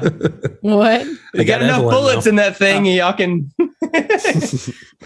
choose how you want to go out, I guess. Shit. No, man. You only drop the gun. You didn't drop the ammo. Well, so that's the question I have, I guess, leading into the next book is, we're this far away. Our ship is fucked. How do we get back? The only way to go back is to Adam's go like forward. shaking his head. He can't tell us. No, I know. Yeah. I'm just talking out loud. I'm not looking for answers. Right. Well, before we get to the end, we got to talk about the fight and kind of how we got to that end point. Yeah, right? sorry, I didn't mean to like derail too much. I just like that was kind of the crux of like the philosophical dilemma I have as a player. In a meta sense, you know, the fight in which the official art was a large ice cavern, and when we actually played it, you had it blown up to 2 times the normal size, and it was still 20 feet across. Yeah. Yeah. Yeah, that fight. Yeah, it was claustrophobic. It was claustrophobia aside, yes, that's certainly part of it, or at least the map structure. But like the fight itself had a dynamic to it that was very different than any fight that we've had before.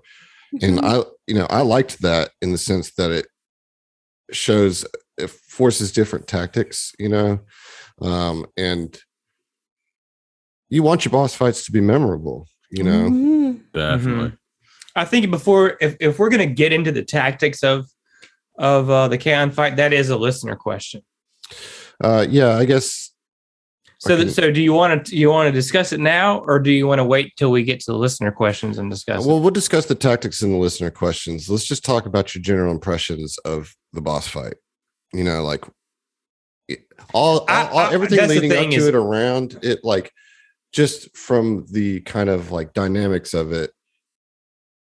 To me, they're inseparable. Where I can't get into the fight without discussing the tactics of it and why.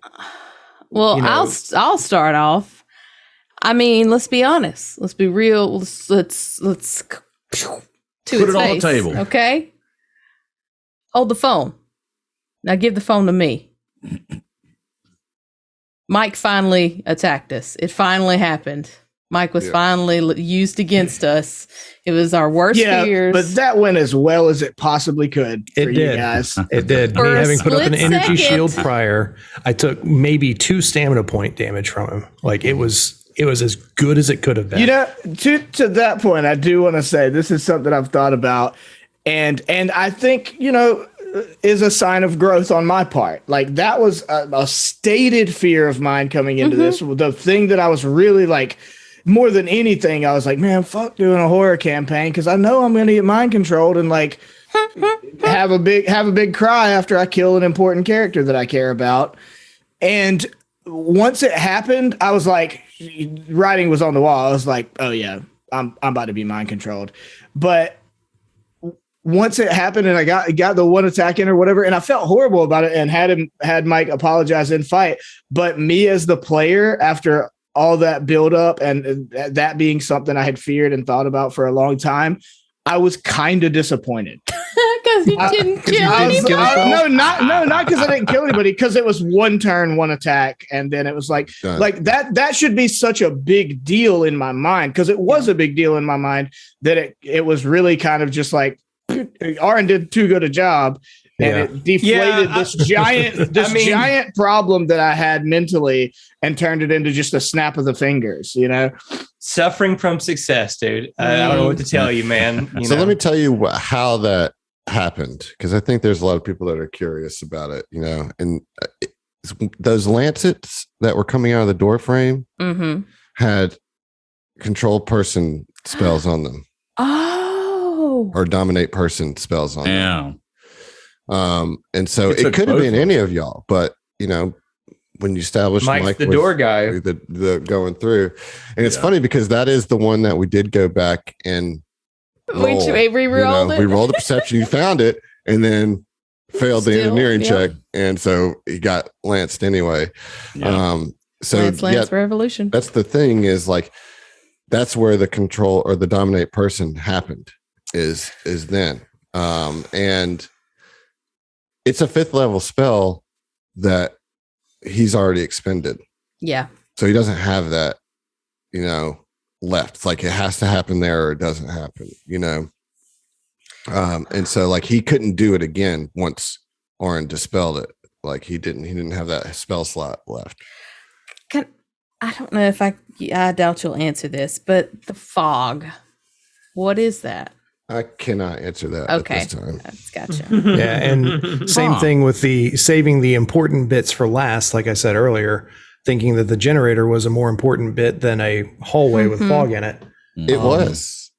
I mean, you guys not dealing with the generator before you went into the fight made that fight harder. For sure. You should have made it a loader. That's what it is. And everybody would have been all over it. We would have been fighting each other to get there's a loader down there. Hell yeah, I'm going. Let's go check it out. You could have killed us all with lancets. They just lined the hall. We would have just kept going like a bunch of lemurs. So there's a loader. Lemmings, yeah. What'd I say? Yeah, that lemurs, too. Yeah. We're just lemurs. We're just black and white, long-tailed monkeys hopping all over the place. Zaboomafoo. Now, and I know I keep going back to claustrophobia, but having a line attack weapon in that environment was honestly pretty frustrating because I would have a shot lined up perfect, and then either a teammate would step in front of me or block like in between two baddies, or so there was always like I didn't feel like I could get a single shot that I could actually take advantage of having a line attack weapon, which is why I eventually now we're answering the listener question. It's going to be what I said was going to happen. Yeah. It's not a big deal. Everything you just said, though, Josh, is just like to a GM's ears. Oh, sure. Because like that's the dream. Like this map has screwed up your. Yes, absolutely. Right. Wow. So at the end, that's the big thing, right? At the end of the fight, there's the situation where Ziva goes down. The combatants were very focused, fired on Ziva. I don't know how clear it was in there. I tried to make it clear, but I think maybe you guys were distracted, by like fighting for your lives. That they're in on the Herald bit, you know what I mean? Mm-hmm. And that they were doing their part to get her, like killing her or wounding her was getting her closer to Zon-Kuthon. Yeah. Yeah. And mechanically spinning resolve. Getting all that, just burning through your resolve, which you did go all the way down on that, at least to a point to where you couldn't use it anymore to stabilize. Mm-hmm. And Oren rushes over to stabilize you and heal you. And you both evaporate, and you wrapped in shadow tendrils and disappear. And that, I mean, that's fine. Obviously, you guys both had like none of you knew that was going to happen then. But I had talked to both Zach and Emily a little bit ahead of time, and just kind of like, hey, what would you think if like the two of you got pulled out? Would you be okay? Would you be would you be all right? And they were both like, yeah. But that was that was literally maybe 6 months ago that you mentioned that to us. Yeah. And it certainly wasn't put in the context of the Kaon Reese fight. Yeah. At all. Yeah. Let me break down exactly what's going to go down. No, just, hey, are you cool? Just say you're cool. You're cool. Do you trust me? Oh. Yeah. Loaded question.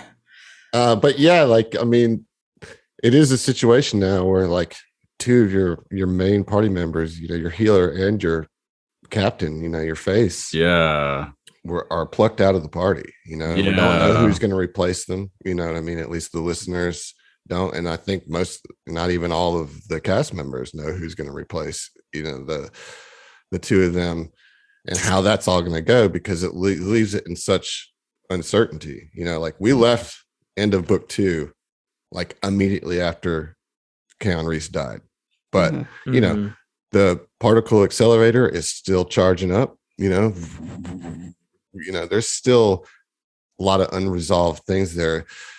How do you guys feel about ending a book with this much non-resolution? This is the first time we've done this, and this is like, there's more resolution in the book as written than there was for us here. And so like I was going for there's the hero's journey where like everything gets taken away from the heroes, where they basically hit rock bottom and have to rebuild before they become the best versions of themselves. And that's the Empire Strikes Back of the original trilogy, right? Like every hero is in a bad way at the end of that movie, and you're left with like a big question that you have no answer to. What? That's exactly how I felt about it. I'm okay with it. I'm fine with it because like it's the second of 3 books, right?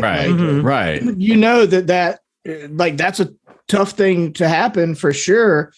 But not only, I mean, I'm a fan of good cliffhangers to begin with, but on top of that, like the meta is we know there's a 3rd book. So like this is a horrible struggle we're going to have to deal with going into something. If the movie ended right there, it would be way more unsatisfying than knowing that there's a 3rd movie. The not having the guarantee of the follow-up, and on top of that, for a movie, it'd be potentially a couple of years before you get resolution. Yeah, you're going to have to wait just a couple of weeks, folks. Like, sorry. Well, to our listeners, that's like 2 years anyway. I think it's fine. I think I don't personally have a problem with it. I'm interested to see what happens. Yeah. Right. Like to me, we've been dealing with cliffhangers for 2.5 years, Adam. It was bittersweet because yes, there was resolution with the whole Keanu Reeves. I mean, that was my mark. I was gonna say, what's the sweet part? That was the sweet part, and then it was just like at the same time seeing first seeing both of them vanish, both Ziva and Aaron just vanish, and at the same time, it's really I started getting pissed because he did a shadow jaunt. Motherfucking Keanu Reeves just bamfed from one area into another, and I was like, no, we cannot have him escape and be like part of book 3. That's just not gonna fucking happen. There's our one resolution right there. Yeah. Kuiper said, "I'm the jaunty shadow man of this group." Well, cool your jets, my man. Big enough for the 2 of us. It was I was in it, but it's just at the same time, it was like, yes, there was also just the fact that this really shitty stuff also happened on top of the sweet goodness of it. So I was like, fuck, man. So question, John. What was the price on Kaon's head, and what percentage of that does Mike get because he killed him? Find out in book 3. Yeah. That's the real mystery. We still got a slew of listener questions to go here, Heath. Yeah. I reckon. Yeah, tight. What? I'm about it. Are you ready for him? I just wasn't sure if you had like a wrap up. That's the book. No, I don't. Yeah. I was like, why is this pointed at me? Like, I'm good to go, dog. I just didn't want to I just want to make sure you didn't have anything else. All right. So let's get into some listener questions. We've got quite a few. I'm going to hopelessly ask for you guys to keep your answers short, but we'll see how it goes. However, this first one, I think we can get into a little bit. We've already started, as Zach mentioned. There is a question posed from Porter Paladin, and he says, "I would love to hear some thoughts about any of the players about what it was like trying to make tactical decisions in the Reese boss fight. It seemed like y'all struggled to find a plan that worked." Zach, since you were so eager to answer this question, let's get after it.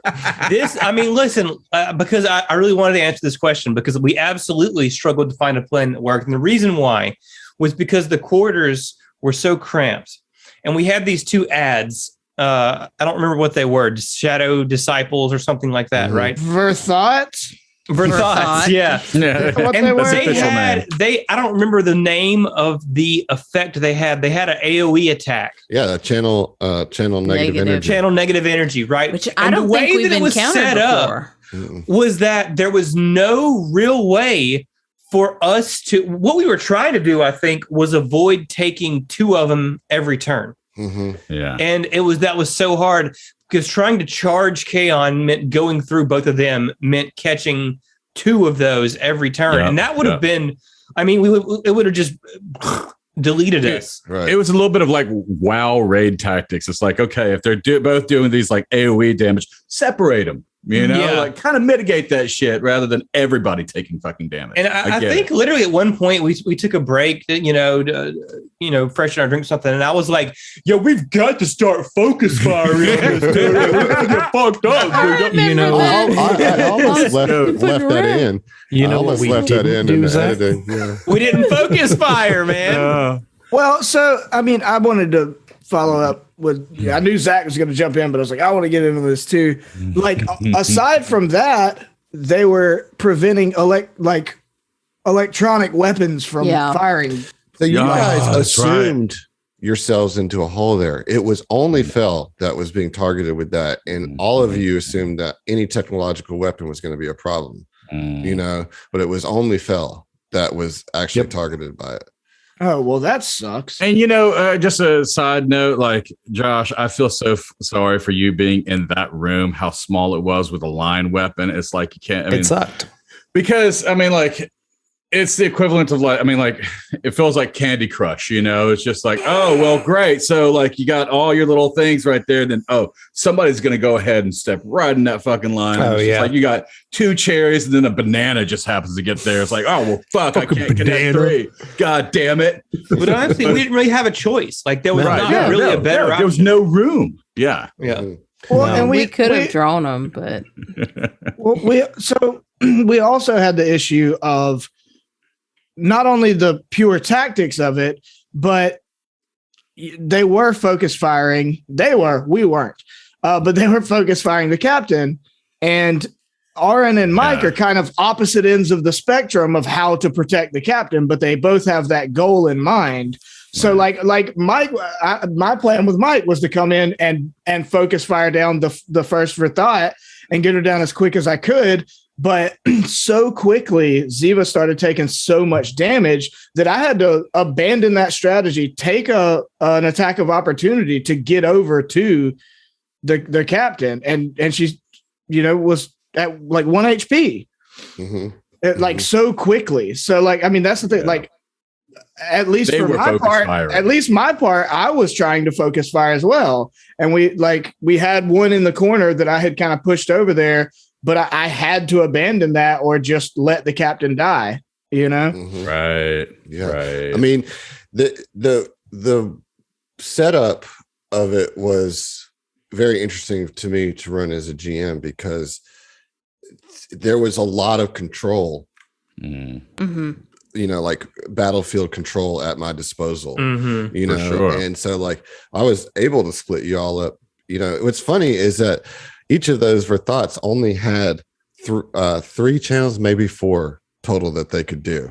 One of them stopped channeling because they spent all of their channels, and the other one had like 1 left that they never used because it just started going into cut mode on Ziva. As far as the thing that was going on with Fel, it was flavored to be story related with because Kaon had worked on your Exocortex design, but he was doing a by the book Technomancer spell hack, which is technological countermeasures, which does the effect that you were suffering from, but like I just flavored it. When I saw that he could do that, I was like, all right, well, I'm just going to target Fel with this and tie the story bit into it. But like I said that a couple times that it was just Fel and like you guys just was not sinking in, that it was only Fell that was affected by it. Yeah. And then the channel thing was interesting. And then playing a Technomancer, dude, they have so many levers they can pull. Like it's an insane amount of levers, you know? Well, it's all in the spell slot. It's all in the spell list that you have. And I mean, it is and hacks, it isn't. Those hacks like affect, like really change the magic a lot. You know what I mean? And like what you're doing, and gives you a lot of flexibility to respond specifically to what's happening. Like they can dial in on a fight in a way that I don't think Mystics can. Like Mystics have a great spell list, the best spell list without a doubt. But like, if you don't have the right spell at your disposal, you have no way to mitigate what spells you chose in combat. Whereas Technomancers can change effects pretty regularly. Well, to counter whatever's going on in the fight. And I missed all sorts of things. I mean, there's just lots of things going on. But you guys definitely fought a different fight than you've ever fought before. Sure. Oh yeah, absolutely. And not only that, but somebody had to go up and like distract Reese. Kaon. Yeah, because I mean, like you can't just leave him to his own devices right up there on a freaking balcony, throwing what was a spell grenade, and then like all kinds of other shit that was going on. Yeah. So yeah, I mean, we all had to fight a separate fight. Yeah, but y'all figured it out. You figured out the puzzle and got it done. Not before Ziva got taken down for real, though. Like, yeah, in all intents and purposes, Ziva died because she would not have been able to resuscitate herself. So it was going to take outside help or else she was dead. So, right. I think that's about as much as we can talk about the fight. Right now, and we do have several other questions to go. So, all right. I did very quickly want to say it was kind of glossed over, I think, because of the disappearing act, but we did have a nice little moment of like when Mike was able to join Kuiper, of them flanking Kaon and both beating his fucking ass. That was so nice. It was. I was glad somebody could actually go up there. That's when the tides of the battle changed for sure. Yeah, I think at that point. Agreed. Before we move on, I just want to say I appreciate you, Josh, for having Phil pick up Evelyn, because I can't believe I dropped that. I can't believe you dropped that. I never would have thought in a million years that the one moment that you dropped it. Yeah, the one time. But that's so juicy. That's like such I know. I can't wait ends for the up moment being like that Orin is reunited. Realizes wherever he's at. Realizes that he's reunited with Evelyn. Oh, I can't wait for that moment. But behind the scenes, Zach was so mad at me because he was like, have Mike go pick up Evelyn. And I was like, fuck no, I got a fight to deal with. I don't know what's going on here. So what's happened, Zach, is that you've just been pulled into the beginning of a Metroidvania game. You dropped your weapon. Being teleported to wherever you went has neutered your armor and all your abilities. You got to start over, buddy. You got to go around and find them all and then get home. Yeah, pretty much it. Keep Ziva from going to the dark side, dude. Yeah. Good luck. Also, you're level 1 now. Next question. Next question.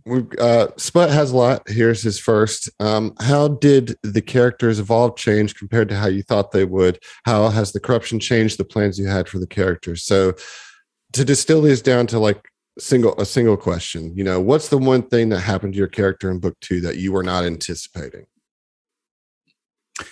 Shadow Lab actually taking the corruption. Taking the deal?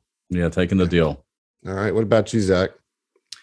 Having Orin's, like, all of his emotions, the driving factor behind the character, ripped away from him.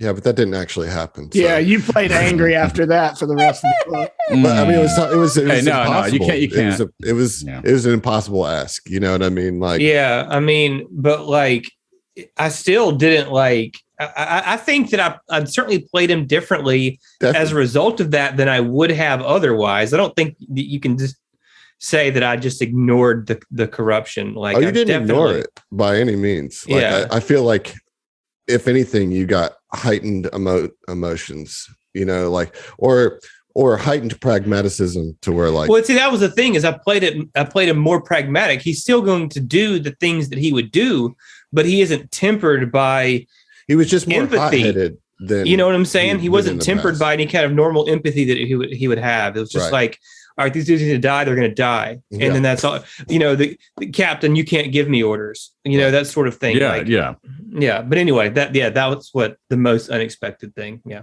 All right. What about you, Emily?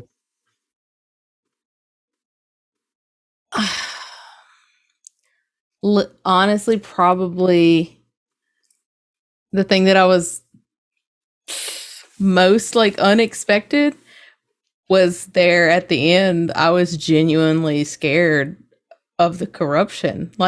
This whole time, I've just been oh, this is fine. It's going to be fine. This is fine. And then a few episodes before the end, I was like, you done fucked up, kid. Yeah, you hit that halfway mark and you're like, oh, there's less meter left. Yeah. You went to the past the point of no return. Yeah. We're not there yet. Don't be speaking that into existence. Yeah, I hope not, because then Oren will just shoot her in the head. I know, AP over. What about you, Heath? Yeah. Nothing. I called it. I got mind controlled. The surprising thing is that it lasted such a short amount of time. It didn't bother you as much as you thought. And I was surprised I didn't kill or grievously wound anybody. Right. Well, I mean, now that Oren's not around anymore, I mean, it's probably more effective now. Sky's the limit, Yeah. All right, Josh. What about you? I would say almost dying to that poison. Yeah. Kind of colored everything else going forward, including just straight up killing the assassin. Right. And just having a more, I guess, no nonsense, kind of straightforward, let's get this shit done, Kaon needs to die type attitude that he hadn't had prior. Nice. All right, next question. This one from Sir Newt. Sorry, Newt. We can't ask that question. Oh. Well, I mean, okay. That was a tough question whenever I read it too. So you guys will have to speculate amongst yourself, listeners, of who the mysterious figures may be. Right. Next question comes from Overplus. While book 2 had more time spent playing through it, it had a shorter ticking timeline. How did this time pressure feel compared to book 1's soft time crunch? I like that question a lot. Yeah. I think we mentioned before how we definitely didn't feel that we had a lot of time to go explore Kuvakara or anything. And I think, the cyberpunk fans in us wanted to do that, but it also wouldn't have made sense for the story that if we did that. And I think honestly, it was a lot different because with book 1, it was we were struggling to make time. We were struggling to feel the time that we had. Whereas with book 2, it was there's not nearly enough time. So it was definitely a different shift, in my opinion. I agree. Yeah. Go ahead, John. Okay. Yeah. So as far as yes, the urgency being a time crunch and everything, but there was also the urgency in the fact that in book 1, it was localized to just a fucking asteroid, right? Yeah.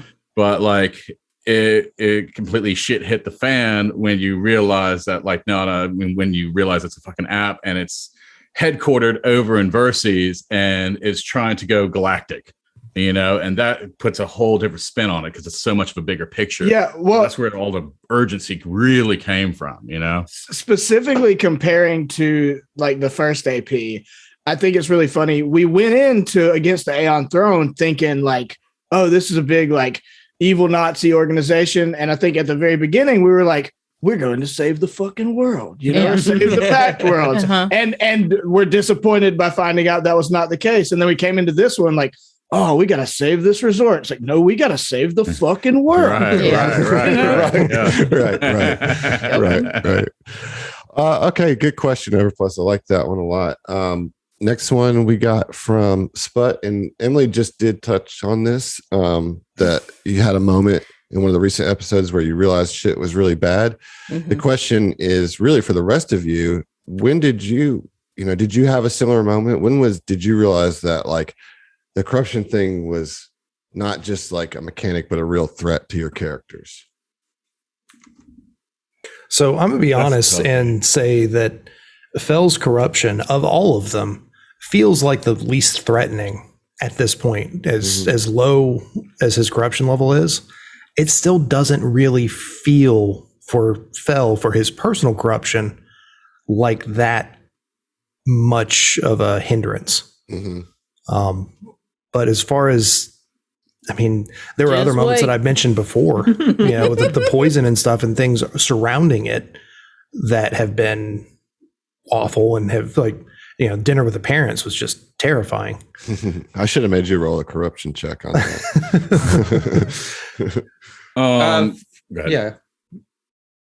Okay. So for my corruptions, honestly, they were kind of like, well, they were easy to not really have to deal with just because. So the stain for like Shadow Cloak is just like strength-based checks. Okay. Well, I have to roll twice and take the worst result. I'm not the one that's doing a lot of lifting here. That's why we got Big Old Lizard to do, and the other one is Shadow Jaunt. And that one's just literally you are apathetic and difficult to stir into action, but I'm literally going after my mark, Kaon Reese. Right. So it's kind of like, I don't want to have that effect or like deaden the impact of, chasing after my mark. Yeah. I'm expecting Kuiper to kind of have like a pretty significant come down from adrenaline, like feeling of listlessness of like, okay, I did all that, but now what, right. And so I guess the question is, I know that some of you are kind of low on your corruption arcs, but to back it up a little bit, but I'm going to ask you guys, do you feel that corruption is a threat to your characters, or do you feel like you're good? Like, I mean, obviously Ziva, right? You all know and have seen that she's very threatened to be taken over. Do any of you feel that same kind of pressure of the corruption bearing down on you? Well, for me, it's okay. Go ahead. 100% yes, because of what just happened to Fell's old friend. Right. Also with the that room that was just a bunch of shadow. Yeah, just shadows and shit. And what's his name? Wizzle something. Wizzle something. Yeah, basically what ultimately I would become with my corruption. That's scary as fuck. Well, but are you asking about corruption in general or our individualized specific corruptions? I'm asking, do you as players worry that the corruption, like in the same way that you worry about your characters dying and losing your characters, are any of you feeling like you're going to lose your character to corruption? For me, it's tied into Ziva more so than Orin. Orin has the toolkit to literally mitigate any further corruption on his part. Like he just does. Mechanically speaking, he can stave off as long as I don't accept the gifts. Right. I can mitigate any further corruption personally. But I think for me and my character, having Ziva fall to the corruption would be just as bad as if he fell the corruption to him. Right. Now, to answer Splut's actual question, which I wanted to answer earlier, for me, the moment that I realized that shit was really bad was when the tracer crashed. And that was like when like, oh, we're fucked. Oh, we're fucked now, Yeah. The all is lost moment. Yeah. Anybody else have any answers for that? I mean, I know mechanically it is a threat. I don't feel it very much for Mike, but I also feel like I didn't really get to lean into it as much as maybe I would have liked to. Now, there are a few moments, but mostly any of Mike's manifestation of his corruption was just like him kind of going back to the old Mike and being a little more gangster. And so much of the potential of his like intimidate corruption, like if it's not done in RP, which I felt like I didn't have a lot of chances to really express it in RP, well, then it's got to be done in combat, which is possible, but it's not what you're built to, yeah. Right. Well, all right.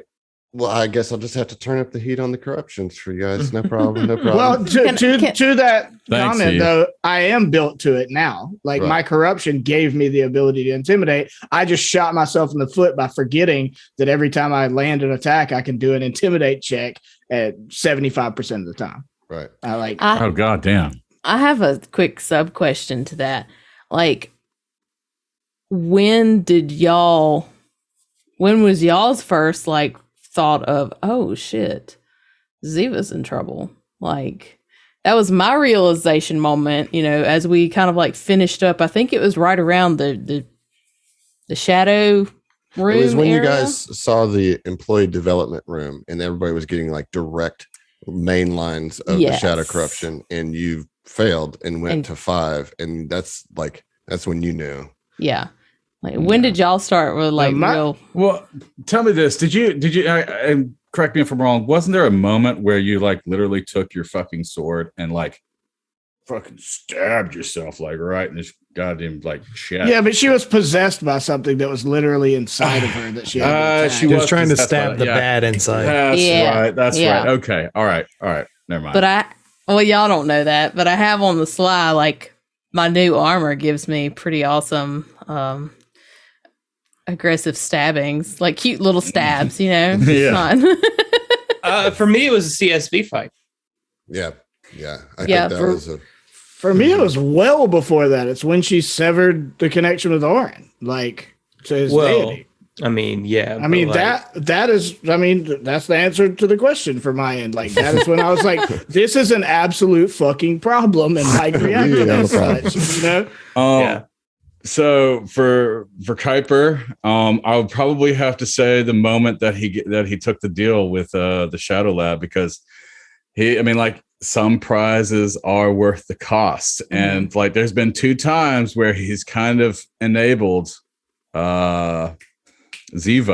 Mm-hmm. That was that first time in the Shadow Lab, but all of y'all had already disappeared by that point, and then the second time, I guess by like with the telepathy between Ziva and Kuiper, like, yeah, but hey, like this armor, there's something else to it, and just like, you know what, go ahead and take it. Yeah, take the power. That was pretty cool. Yeah. All right, I got 2 more questions, both from Sir Newt. One's directed to me. I'm just going to answer this question because I couldn't answer the other one. He asked, what was the hardest bit to prep for? And it was most definitely the lab scene. You know what I mean? Like, writing those vignettes was not easy. Basically because I was also starting a thread of story of where, for the first time in our playing career, where I was very much an adversary to them, like in our GM player relationship before. Yeah, I'll fight the monsters and talk shit when I'm playing at monsters, but like most of the time I was on the player side in like wanting to set up heroic moments for them. In this case, I was like setting up a whole arc, a whole book, next 2 books of actively like fucking with my players and their characters, what I mean? And so that was like a hard step to take, because it's not something that I really have done before or was like so inclined to do prior to doing a horror AP, and so that was the hardest for me. And then the final question, this is the really important question from Sir Newt. Now that the Maranas have tasted luxury, are they going to splurge on non-potato related food? Perhaps even some fancy bubbly water? Frank, absolutely not. Martha, for sure. Yep, I think that I nailed it. That's the answer. Yep. I think that's a solid note to end on there. She discovered a whole new life out there, and she's going to like now try to live beyond her fancy means. bubble water. Yeah. All of a sudden, LaCroix are going to just be stacked in the fridge. Stop talking about me like I'm not here, John. That's it on the listener questions, Heath. Oh, God. Good job, listeners. Proud of you. Congratulations, you done it. Yep, you done it, and we done it. So I mean, unless anybody has any closing comments, I think I'll just say thank you, players, for getting through it. I know that it's been hard, especially on the like role play side to Emily and Oren specifically, there was like a lot of asking you to play in spaces that are uncomfortable for you. So you guys did a good job and I appreciate it. And I think that you'll find that while book 3 is certainly more horrifying, it's also a lot more fun, you know, and you guys did a good job. And thank you for getting through book 2 with me. I'm excited. Thanks, Chief. Thank you for putting up with us this whole time, Adam. Yeah. I'm so ready. My pain. Oh, You no. mean your pleasure. One and the same now, right? Yep. Right. Exactly. Right. Yeah, Well, then I guess there's just one last order of business, and that's a big old collective group. We'll see ya. Nailed it. It's the best Every one time. we've done. Got him.